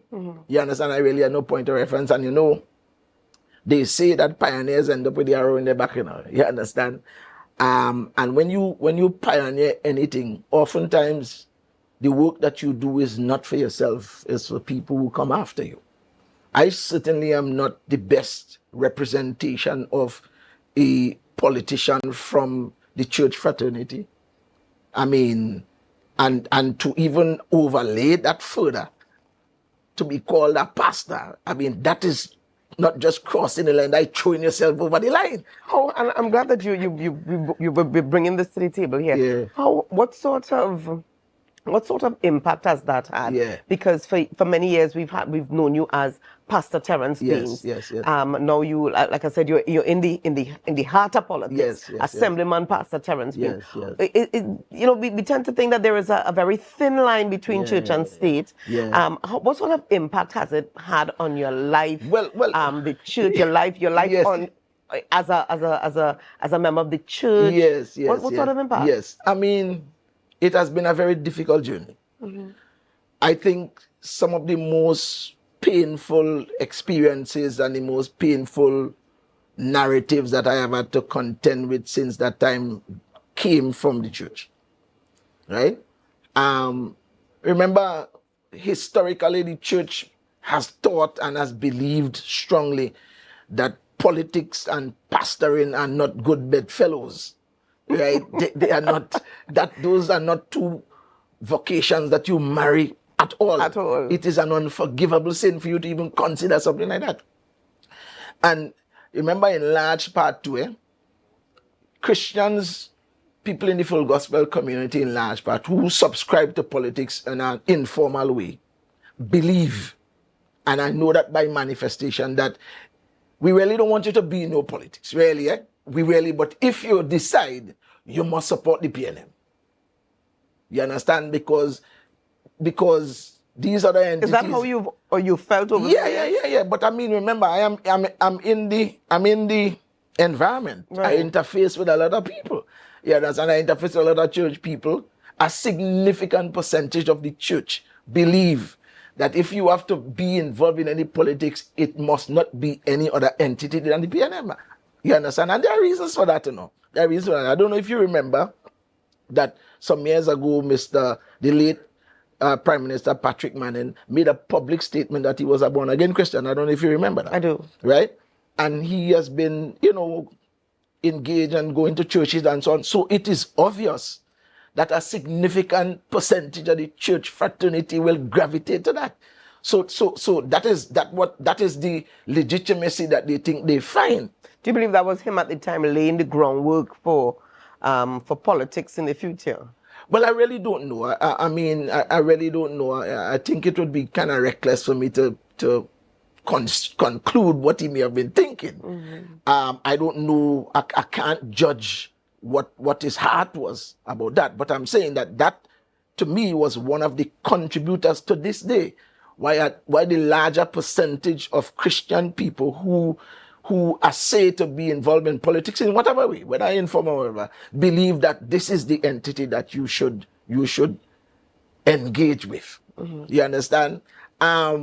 So that aside, you have me now who involved in church, loved by a lot of people across the board, Mm-hmm. but people don't really like my politics. So they love you, but not what you represent or what you stand for. So, and I have to give people the credit. People have been very tolerant with me. They understand. They've been very tolerant. I have lost a significant amount of pastoral relationships over this thing. Over politics? Yes. Relationships and interface with some churches and so on because of belief. I remember I have a very dear friend, and I respect him highly, and he invited me to speak at one of his services, and he told me, he said, Baines, most of my people here support the PNM boy, and I don't know how this thing would go. Understand? No, and that is a responsible position for a leader to have. Because remember, you have a responsibility to manage and oversee the flock, and so you have to make decisions Mm-hmm. that do not do injury to the flock. And you can't allow like that one incident or that one appointment to do injury or damage to your flock that will take you years to rebuild. So I understood that as well.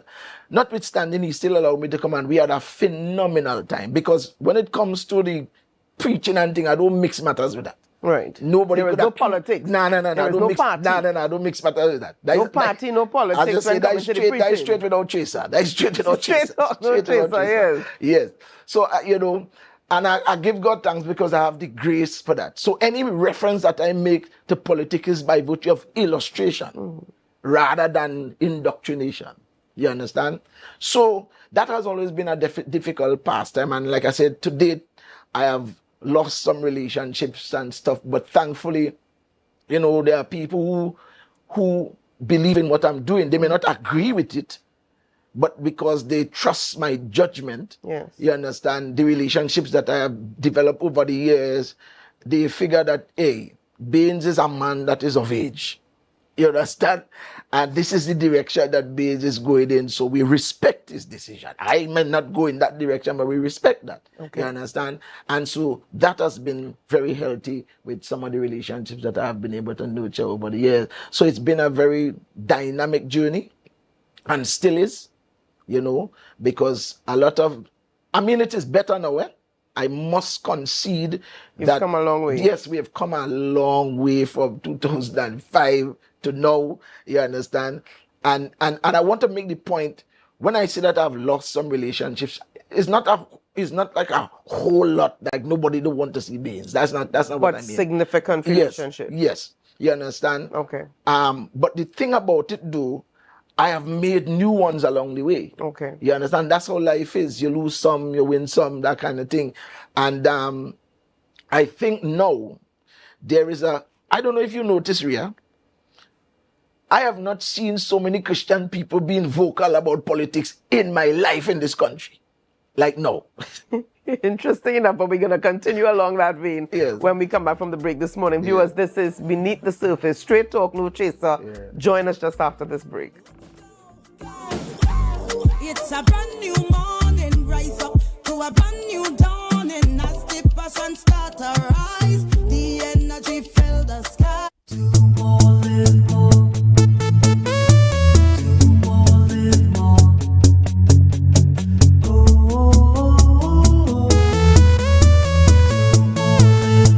This is how it's gonna go. They better look up below, 'cause this is your show, and everybody's gonna know. Say it to them once again. They better look up below. This is your show, and everybody's gonna know. That's how it's gonna go. They better look up below, 'cause this is your show. Live more.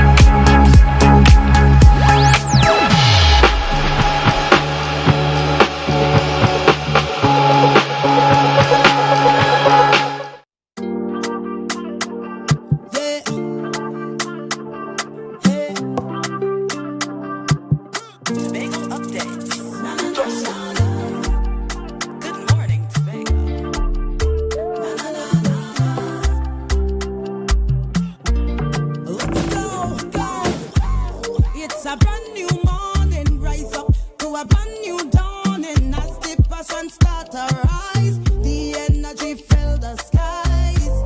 I say thanks for favor. Viewers, welcome back to Beneath the Surface. Straight talk, no chaser. We're still chatting this morning with Assemblyman Pastor Terrence Baines. All right, now just before we took the break, he was making a statement on not having, this first time in a long time that he's seen the amount of Christian people coming to the fore. Let's go back to that issue. Their voices now being heard. Yes. I mean, most of the voices, when you look at it, are pro-PNM voices. But I'm not too upset with that, because there were hardly any voices before. That's right. You understand? No, the church was silent. Very silent. As it pertained to politics, the church was silent on almost every issue. Indeed. No, you could say that is just bias. You could say that because of the evidence is there. It's just but you know, I am optimistic. I think the fact that we're having the conversations, that eventually we will have meaningful discourse on both sides about the politics of the land. right? Because there are people who do not subscribe to the PNM and vice versa. That's just, you have a right to subscribe to whoever you want to subscribe to. That's right. I think that we have to get away, though, as the church, in trying to spiritualize it. You understand? Because I don't know if you've seen that. We have seen people sending out texts about, the UNC being a Hindu government and they worshiping. I don't know if you've seen. They send me texts, and this is why they should not support that. Stories, yes. And so a lot of those things, and so they give the impression that if you support the PNM, that is a Christian band. That is not true. No, and any alliance with you understand. So if you have a problem with people of Hindu persuasion, and you have a problem, because of the way they worship and whatever else, and you're saying because they are idol worshippers and whatever, which is what Christian people say. That is what Christian people say, and that in large part contributes to their support for the PNM. When you have Emancipation Day, that's a perfect example. When all the Christians of African descent dress in the nice African regalia, they stop at these points and they do these libations and these things, and Christian people of people of African descent engage in ancestral worship, they engage in paganism, the same thing. You understand what I'm saying? So you can't use that as an argument.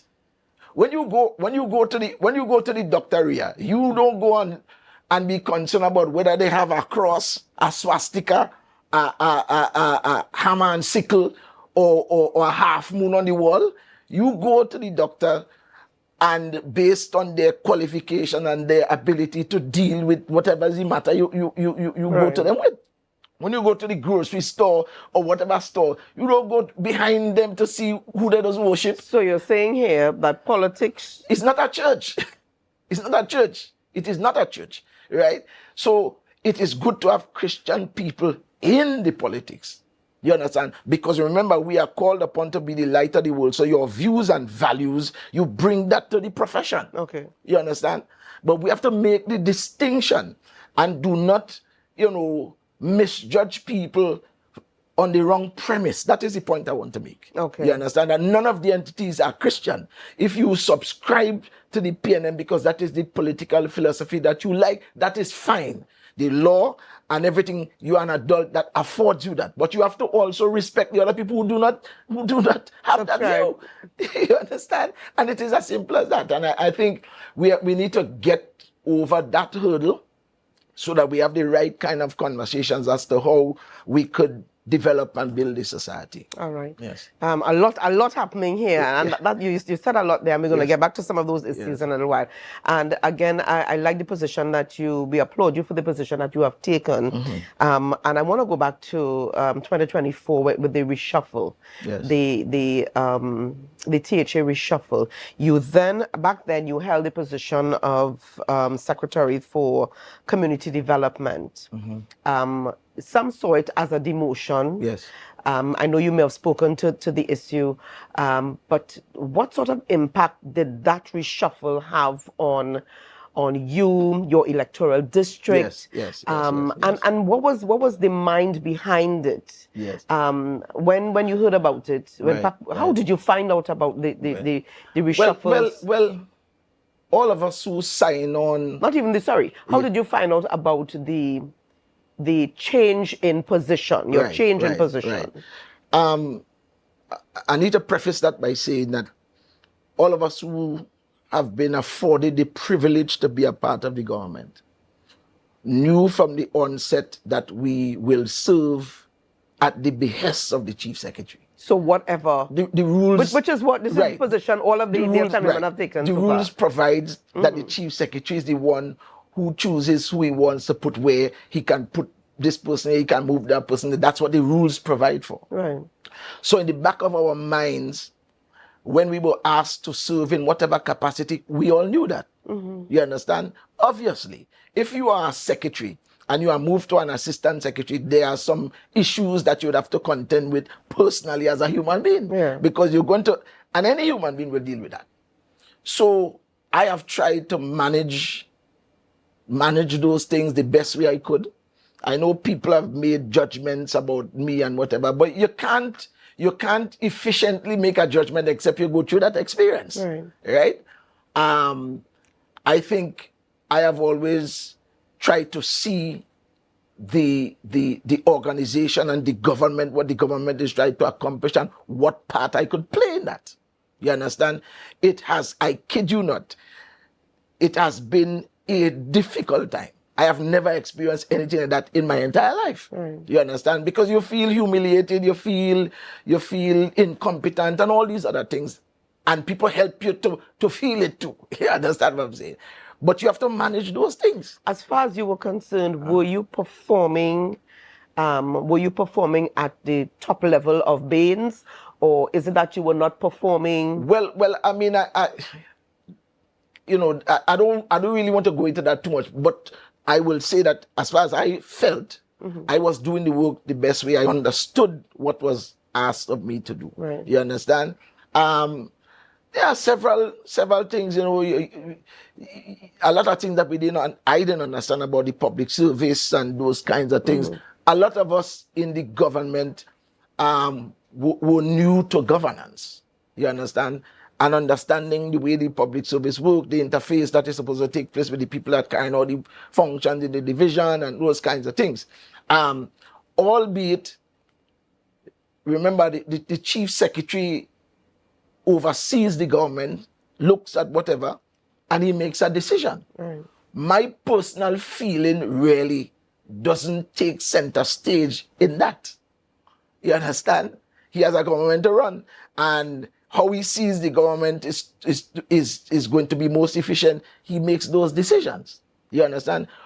All of us will hope that however those decisions are made, they are made in a way that there is no unnecessary hurt and unnecessary pain and those kinds of things. All of us hope that. That doesn't always happen. You understand? And I think what I have learned, this vocation called politics is for big people. This is not for children, This is not child's play. People get people get all excited when they see a man in a suit and driving around in a black vehicle and whatever else, and people get all like that and aspire to be that, right? But there are some times in the profession where you are called upon to make adult decisions. You are called upon to subject your personal feelings and do the government work. Question. How did you find out about the reshuffle? Were you informed before it was made public? Did you find out on the same day, same time as the public? How were you informed? I had, because there are a lot of questions behind that reshuffle. I will say that we had conversations, and there were maybe some aspects of the thing that I wasn't privy to. You understand? Nonetheless, I am back to the same point that the chief secretary reserves the right to make these kinds of decisions. Yes. You understand? And that is why he makes them, because he has the right to make them. You understand? So I think the issue about some of the intricacies of this whole thing, I don't want to ventilate that extensively, in all honesty. Okay. Right? I think that I consider myself very privileged. I am very, very honored to have, listen, in any society here, a minuscule amount of people get the opportunity to be an area representative, much less to be in part of government, in terms of percentage. In Bethel New Grange, right, in the history of the THA, I am number 8 to represent Bethel New Grange. You understand? And I have been privileged to work in a district where people have contributed, and I've had the opportunity to come and bring what Baines could bring. Hopefully, this brings betterment to the district of Bethel. And what has Baines been able to bring, as being the 8th to serve within the THA? What has Assemblyman Baines been able to bring to Bethel New Grange that did not exist before? What have you been able to add? Well, the time Baines comes onto the landscape, there have there are things that are existing that did not exist before, that some of my predecessors did not have to deal with. Remember, we now coming out of COVID. This is 2021 we're talking about, right? We now coming out of COVID. So people's concerns are basic issues, food and basic sustenance, survival. There are no jobs around and those kinds of things. An enormous amount of young men and young women on the block just, a very frustrating time. Bethel is one of those, Bethel New Grange, well, Bethel specifically because it is the most accentuated part of the district, is noted, there's some stigma with that particular area of the constituency. There are some areas that are called hotspots. Yes. Right? And in every country it have them. So Trinidad have their hotspots, Tobago has its, I don't really call them hot. I call it a high needs community. So you refer to Bethel as one of those? Yes, a high needs community. And one of the first things that was concerning to me, apart from what I just mentioned, we have the penchant to have these violent flare-ups from time to time, claiming in large part sometimes the lives of young people. You understand? Violence, fighting and gun violence. And of course, we have a problem with drug use and alcohol use and those kinds of things. So one of my first mission was, I started a series called Intervention. I Am My Brother's Keeper.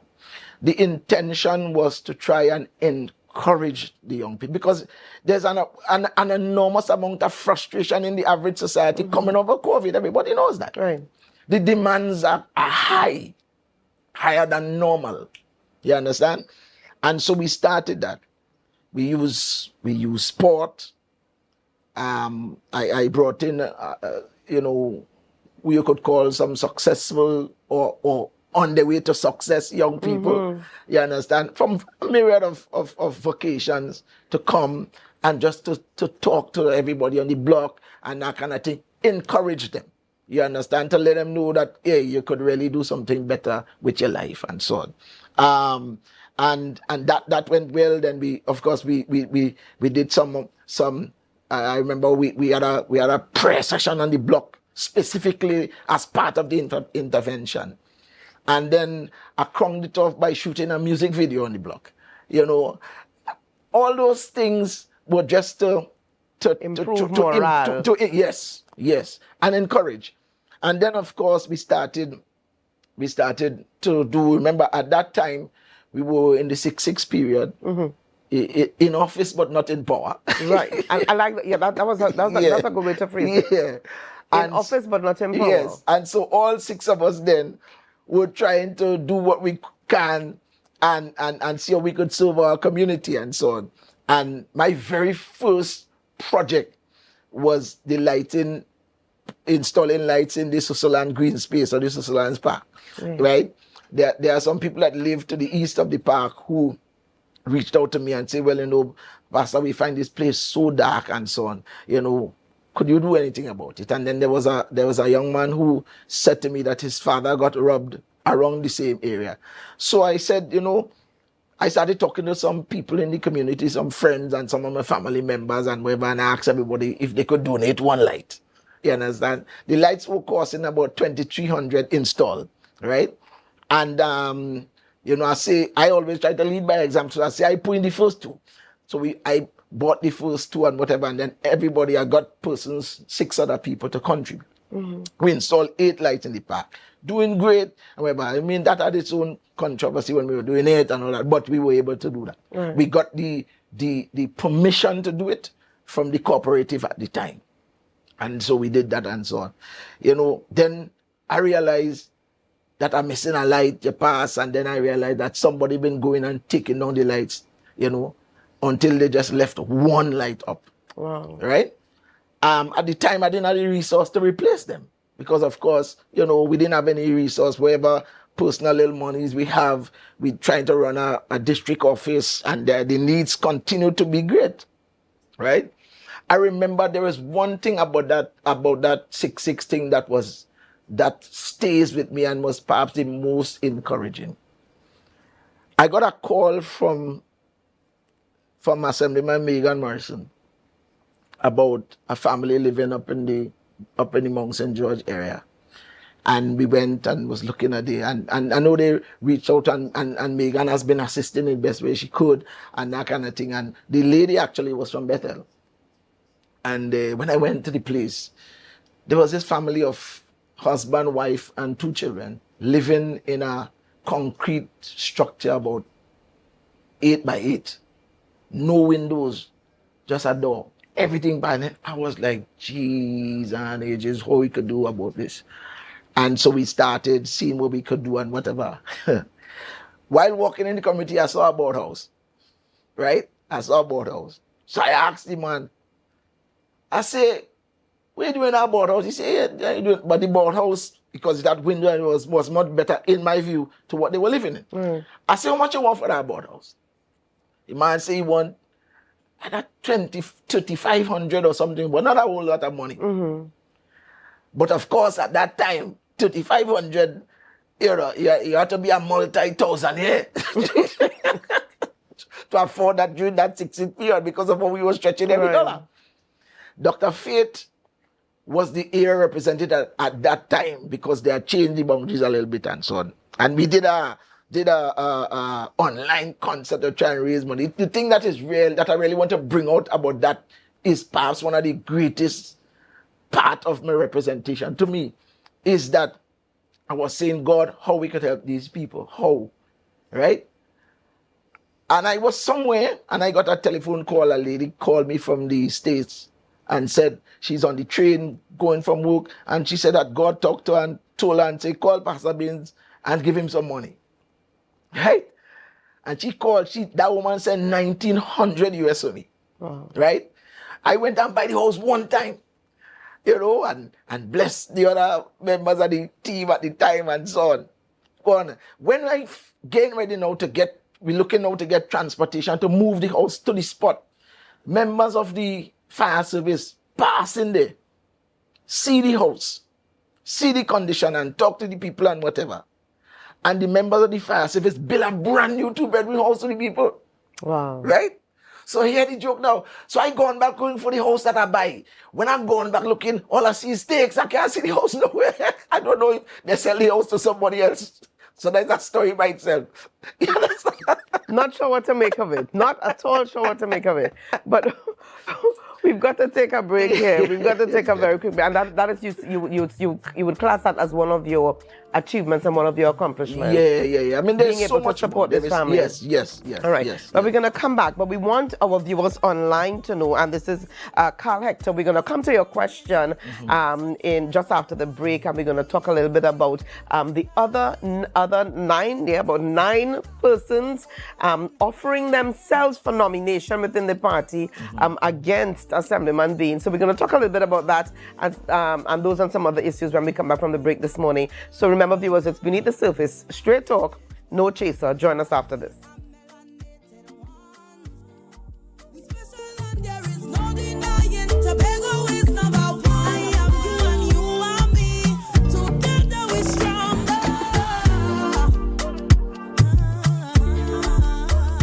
Our world is filled with rhythm. Rhythm that's unapologetic, infectious, timeless. Rhythm is commitment in action. It's how we show up for each other with unrelenting support that goes the distance. Rhythm lives in the tiny beats of our most intimate moments and the seismic roars of our biggest achievements. Rhythm is resilience in motion. So, even when things go out of sync, we do what it takes to bring the rhythm back. At Flow, we understand your rhythm because we live it. That's why we're dedicated to building a network as resilient as you, with a team of familiar faces working every day to keep you on beat. You're at the heart of everything we do, and our commitment is to keep your rhythm flowing, no matter what. Coconut Coconuts Cafe, the buffet restaurant that specializes in all your tasty local dishes. For breakfast and for lunch. Breakfast includes coconut bake and sada roti, served with chokers, bull joil, and sausages in tomato sauce. Not forgetting beef and cheese pies, shepherd's pie, macaroni pie, and rice in various styles. Meat served in a variety of flavors, garden salads, and pasta salads. All this accompanied by fruit juices, coconut water, your choice of a great combination to appease your taste buds. So call us today to order, as we are here to accommodate your busy schedules or if you are having a cooking day off. The Caribbean is more than just a place. It's a spirit, resilient, vibrant, and full of possibility. Rooted in connection, driven by community. It's who we are at the heart of everything we do. For over 150 years, we've been right here, invested in the Caribbean, its people, and its progress. And today, we're going even further. Liberty Business, rooted in the Caribbean, committed to you.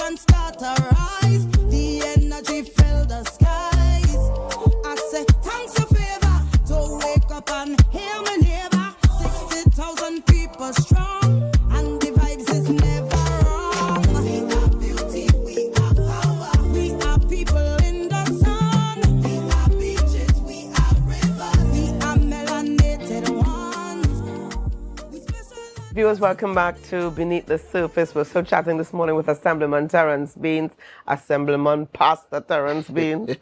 He will forever be. Yeah. And, you know, just before we took the break, we mentioned that we want to take some of the questions that were fielded from via the live YouTube and Facebook. You know, Pastor Baines, Assemblyman Baines, has also offered himself. He's thrown his hat into the ring to represent Bethel New Grange yet again. However, this time around, there are 9 other persons who have thrown their hats into the ring as well, contesting his position. One of those persons, Aloy Westfield, it is now being brought to attention, has also been dismissed. The question being posed, I'll read the question from the viewer on the live. Question coming in from Carl Hector. Why you fire Mr. Aloy Westfield, right. Who again happens to be one of those persons who's thrown his hat into the ring. So what is the story behind this? Well, first thing I want to say to Carl that we better than this for you to bring this out here. We could have talked this elsewhere. I didn't want this to come out here, but as you asked the question, every area representative, every every secretary or assistant secretary, you are afforded what we call personal staff. Right. People that you choose, people that you trust, and they have various responsibilities. You have a personal secretary. For the assistants, you have an executive officer. You have, in Mr. Westfield's case, a personal assistant. Right. Personal assistant. He was your personal Yes. assistant. Aloy has been my personal assistant since 2021. Now, your personal assistant is just that. They know a significant amount about your personal stuff. You understand? And your personal assistant has to be somebody that you trust. Right. Has to be. Right? I would like to think that I am a reasonable man. I have been hearing some things about my personal assistant, but I really didn't give those things I really didn't. I don't like to make decisions based on hearsay either. Right. There were a couple of incidents in the office, things that he did that I know for sure, that were, in my mind, could have been fireable things. But I did not think, I don't think... is it that you lost trust in Mr. Westfield? The point I'm coming to now is that, now, when you will remember that coming out of the situation, moving from community demand, the personal toll that took on me, I went to the chief secretary and told him, listen, I don't think that I really want to continue doing this, right? I don't think that I would offer myself again. Because of how I was feeling at the time. And for those who judge that, I think you only have the capacity to judge that efficiently if you actually were in that situation. Right. Albeit subsequent to that, some months after, there are some persons that came to me and say, Baines, I remember this one man, he said, Baines, I know what you say that you don't want to be involved again and whatever, but the question you have to ask yourself is, did the people reject you? That is the question you have to ask yourself, right? Did the people reject you? And I really couldn't answer at the time. And I've had several, I kid you not, who have said to me, you need to reconsider this position. You need to reconsider this position, which I did. And I went to the chief secretary and I told him, and he instructed me what I should do for that to happen. So I've been along that line.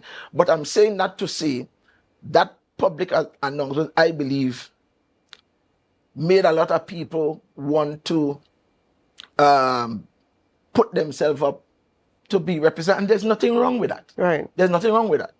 Even it's part of democracy. Right. Even my personal assistant, if he had that desire at that time, there's nothing wrong with that. Right. You understand? And but I remember when I made the decision, I sat down with my personal staff, everybody, him included, and told them, listen, this is what I have decided and whatever. So we've been going along, right? We do what we do. He's been a part of the team, everything that we do. Right. He never came to me, God is my witness, never came to me and said that he had a desire to run for the district. I find that out from people. Okay, was that the reason for the firing? No, what I'm saying is that I asked him when I was hearing this stuff, I hearing this thing, he say we will talk about it. So I didn't push him. So we have a chat in which, we communicate with everybody what we're doing. And I saw, I think it was the day before the final day of the screening or of the nomination rather, that he deleted himself from the chat. So when I saw that, I called him. I said, what does this mean? And he said that on that, and this was the day after he did the nomination, right, that he decided that he is going to offer himself. Now, Rhea, let's be reasonable. How could you trust somebody like that to be your personal assistant from that point? How? So it was at this point that you lost trust. Yes. No, well, I mean, I like I said, I had my concerns, but not concerns to fire a man. Right. You understand? But this came to a head in my view at this time, because I knew that he spoke to several other people and he never told me anything. So it made me feel like I don't know what he was doing in the office, whether he was gathering information. If he go use that against whatever. Right. So I told him, I say, listen, I hope you understand by how you have dealt with this, that this means that you can no longer be my personal assistant. That I don't know that can be unreasonable. You understand? And what was his response? And his response to me was that he doesn't think so. Right? He didn't see any conflict of interest. Yeah, he didn't see any issue with that. So I told him, I said, brother, I'm giving you until the end of the day to do the honorable thing. Which was? The honorable thing to resign. I mean, you understand? Because there's no way I could trust. Remember, it's my personal assistant you're talking about. Yes, not just a member of your team. And so I wrote him, and I suspect that, that is the document, because I wrote him, and the document is, would have to go through all the channels. So people, I am sure, will be sympathetic. They go say Baines is a wicked man, and because they don't know the whole story. And I didn't want to ventilate this here, but because cars bring it up.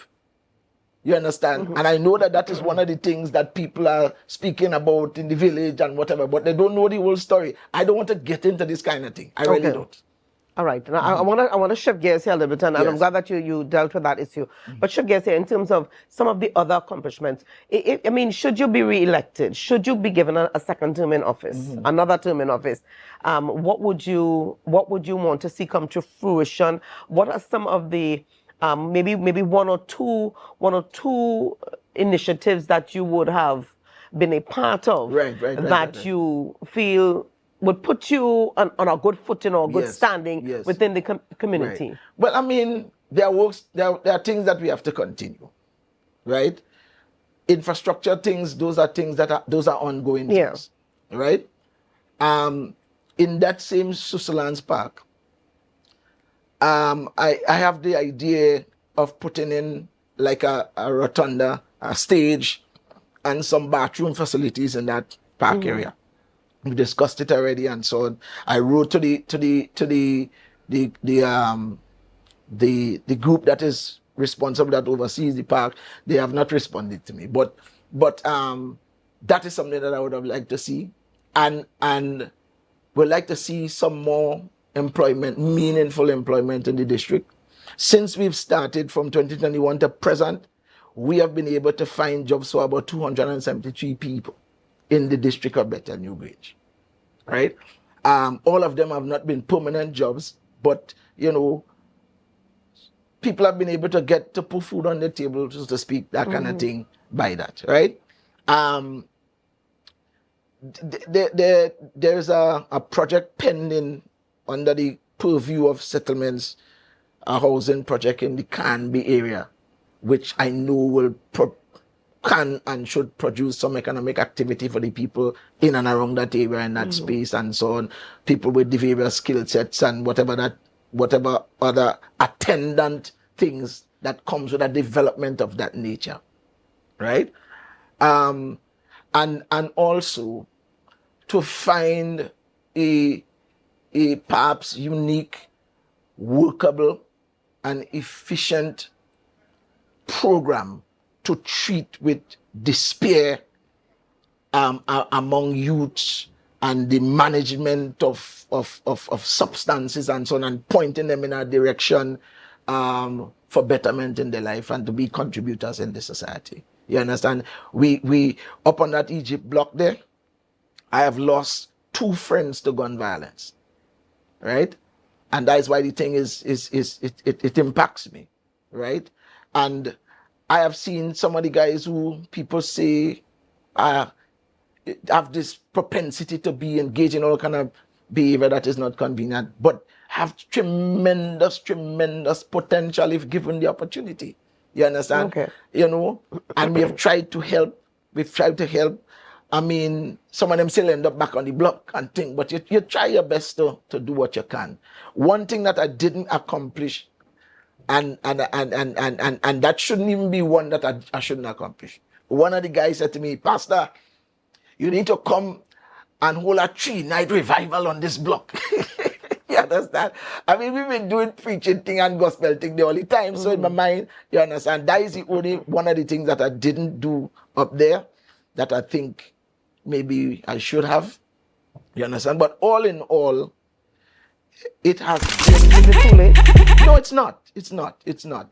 The people of Bethel Newgrange have graced me with the opportunity to represent them, right? They are the ones that hired me, and they are the ones certainly that can fire me.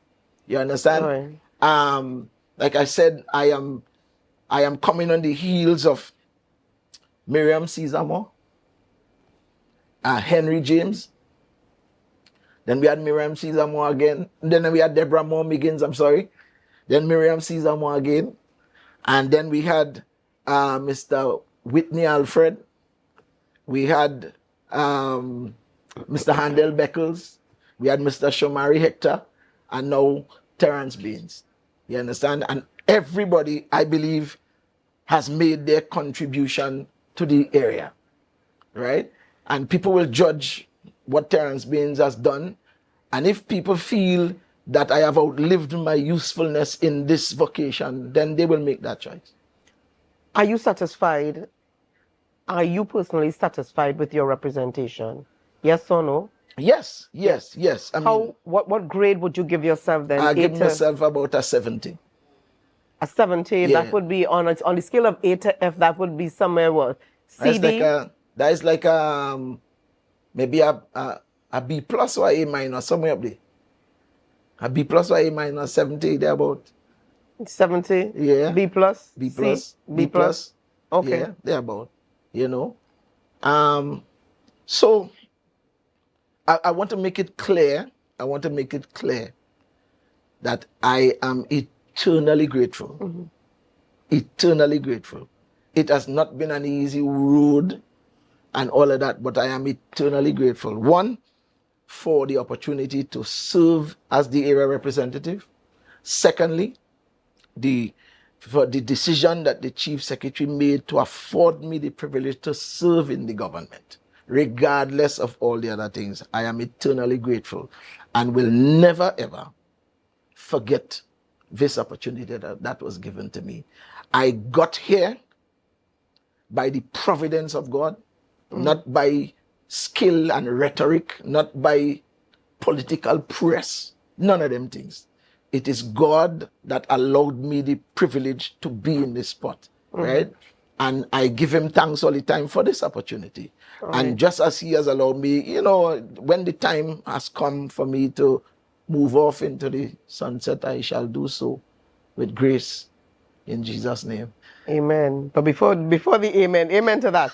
However, in terms of your goals, should you be re-elected, what would you offer the people of Bethel New Grange that you were not able to offer before? Well, there are some things that kind of went awry. You know, I was able to have a conversation and a relationship with Habitat for Humanity, and they came and launched a greenhouse up by the Bethel Community Center. And it was doing great, managed by the village council. They will sell the produce and that whatever income assist them in doing what they're doing at the village council and so on. And then the greenhouse became the subject of vandalism and that kind of thing. And that is a project that I would like to see restarted. I know there's been some work, the village council has been doing their work to try and get some support for all of that. You know, that I would like to see restarted. I would like to see, as I said earlier, the additional infrastructure go into the green space without compromising the space, right? Washroom facilities and so on. I would like to see as well an expansion of the facility and on the grounds added to the walk around park. We were having a conversation about a play park to the western side, so that the kids could, you know, while the adults may be walking and that kind of thing, a play park, and also some seating facilities around. I know the Division of Community Development have been considering putting in some seating facilities down by the basketball court area. Those things are things that will benefit the society, right? And then overall, to try and, because there are some infrastructure things, you know, and try and lobby for as much of the services that government provide, that the people of the district can take full advantage of those services. Okay. That is what is in my mind. All right. But we want to thank you so much. I see a question coming in here very quickly, and I think you may have alluded or spoken to some of these issues before. And this is coming in from Newton George. Since you became an assemblyman and an assistant assemblyman, okay, can you name 2 of your main achievements? And I think you may have spoken to some of that, but just to reiterate. I don't know if they're talking about in the district or in the division, but what? I'm not certain. It is not clearly identified here. But you spoke to both. You know, your role as assemblyman. Assistant secretary and your role as assemblyman. So you did speak to that. Yeah. Well, I mean, and I could just quickly say the work at the division has been meaningful work. Has been a learning curve. I mean, I've learned so much. The leadership of Secretary James is exceptional in terms of rearranging the division and the units and so on, accentuating the skills of the people that work in the division, giving them an opportunity to do the work, things that they qualified for them to engage those things. You know, the realignment has been amazing. Interfacing with the URP and so on, Mr. Leong and his team, and that kind of relationship in getting work done in the various communities and so on. I am always more these days out in the field than anything else, checking on the projects and that kind of thing, and seeing for myself where the projects are, talking with the various supervisors and seeing what in my capacity I can provide them with to get the job done more efficiently, you know, because some of the logistical challenges that they face, it's difficult for them to be on the work, doing the work while doing some of these other things. You understand? Okay. So those things have been, I believe, very helpful. I also believe that highlighting the work and doing some video footage and so on, and we had a thing called we had a countdown of 10 projects and that kind of thing, and all those things to kind of give the population, to sensitize the population to the nature of the work that the division has been doing. There's been a feeling that the division don't have the capacity to do some works, and we have dispelled that notion by what we've been able to do and so on, and to highlight it to people that, listen, we really have people that are qualified in the divisions across the THA. And if they are given an opportunity to shine, they will prove that they are worth the salt in large part. And I think it has been an amazing journey doing that, and working with the different people and learning a whole lot of things about how a division like infrastructure works. And of course, working with Secretary Trevor Williamson James. That is something else. Thank you for that. What has been the major challenge, one major challenge to accomplishing some of these goals? Yeah. Well, I think understanding the philosophy of the division, you know, understanding, because remember we come into a division that works, that have a history and a culture, right? And you can't try to be no hero and try you could change everything in one time. And there are some things that are culturally enshrined in the workings of the division, and we have to try with our personality and our interface and all that, and to see how we can get maximum results from our efforts. And I believe one of the major tools in doing that is the relationship that we have with the workers and the officers that execute the job. Okay, well, thank you so much, Assemblyman Pastor Terence Baines, for taking the time to chat with us this morning on, you know, your accomplishments and achievements and the goals should you be given another term in office. Viewers, we've got to leave it there for today. We really want to thank you for joining us. But please know that tomorrow we are expected to have on set with us Assemblyman Trevor James. All right. Trevor Williamson James. Trevor Williamson James. I don't see it on the flyer, but we're going to. You have to put that in the song good enough. That song real good enough. I had to find the reason why it doesn't put in my middle name. It doesn't sound good. It doesn't sound fashionable. What is it? But what is it? Larry. That don't sound good. It don't sound good. Terence Larry Baines. That don't sound good. It's not fashionable. So I don't see that. Thank you so much, Assemblyman Pastor Terence Larry Baines, for being with us.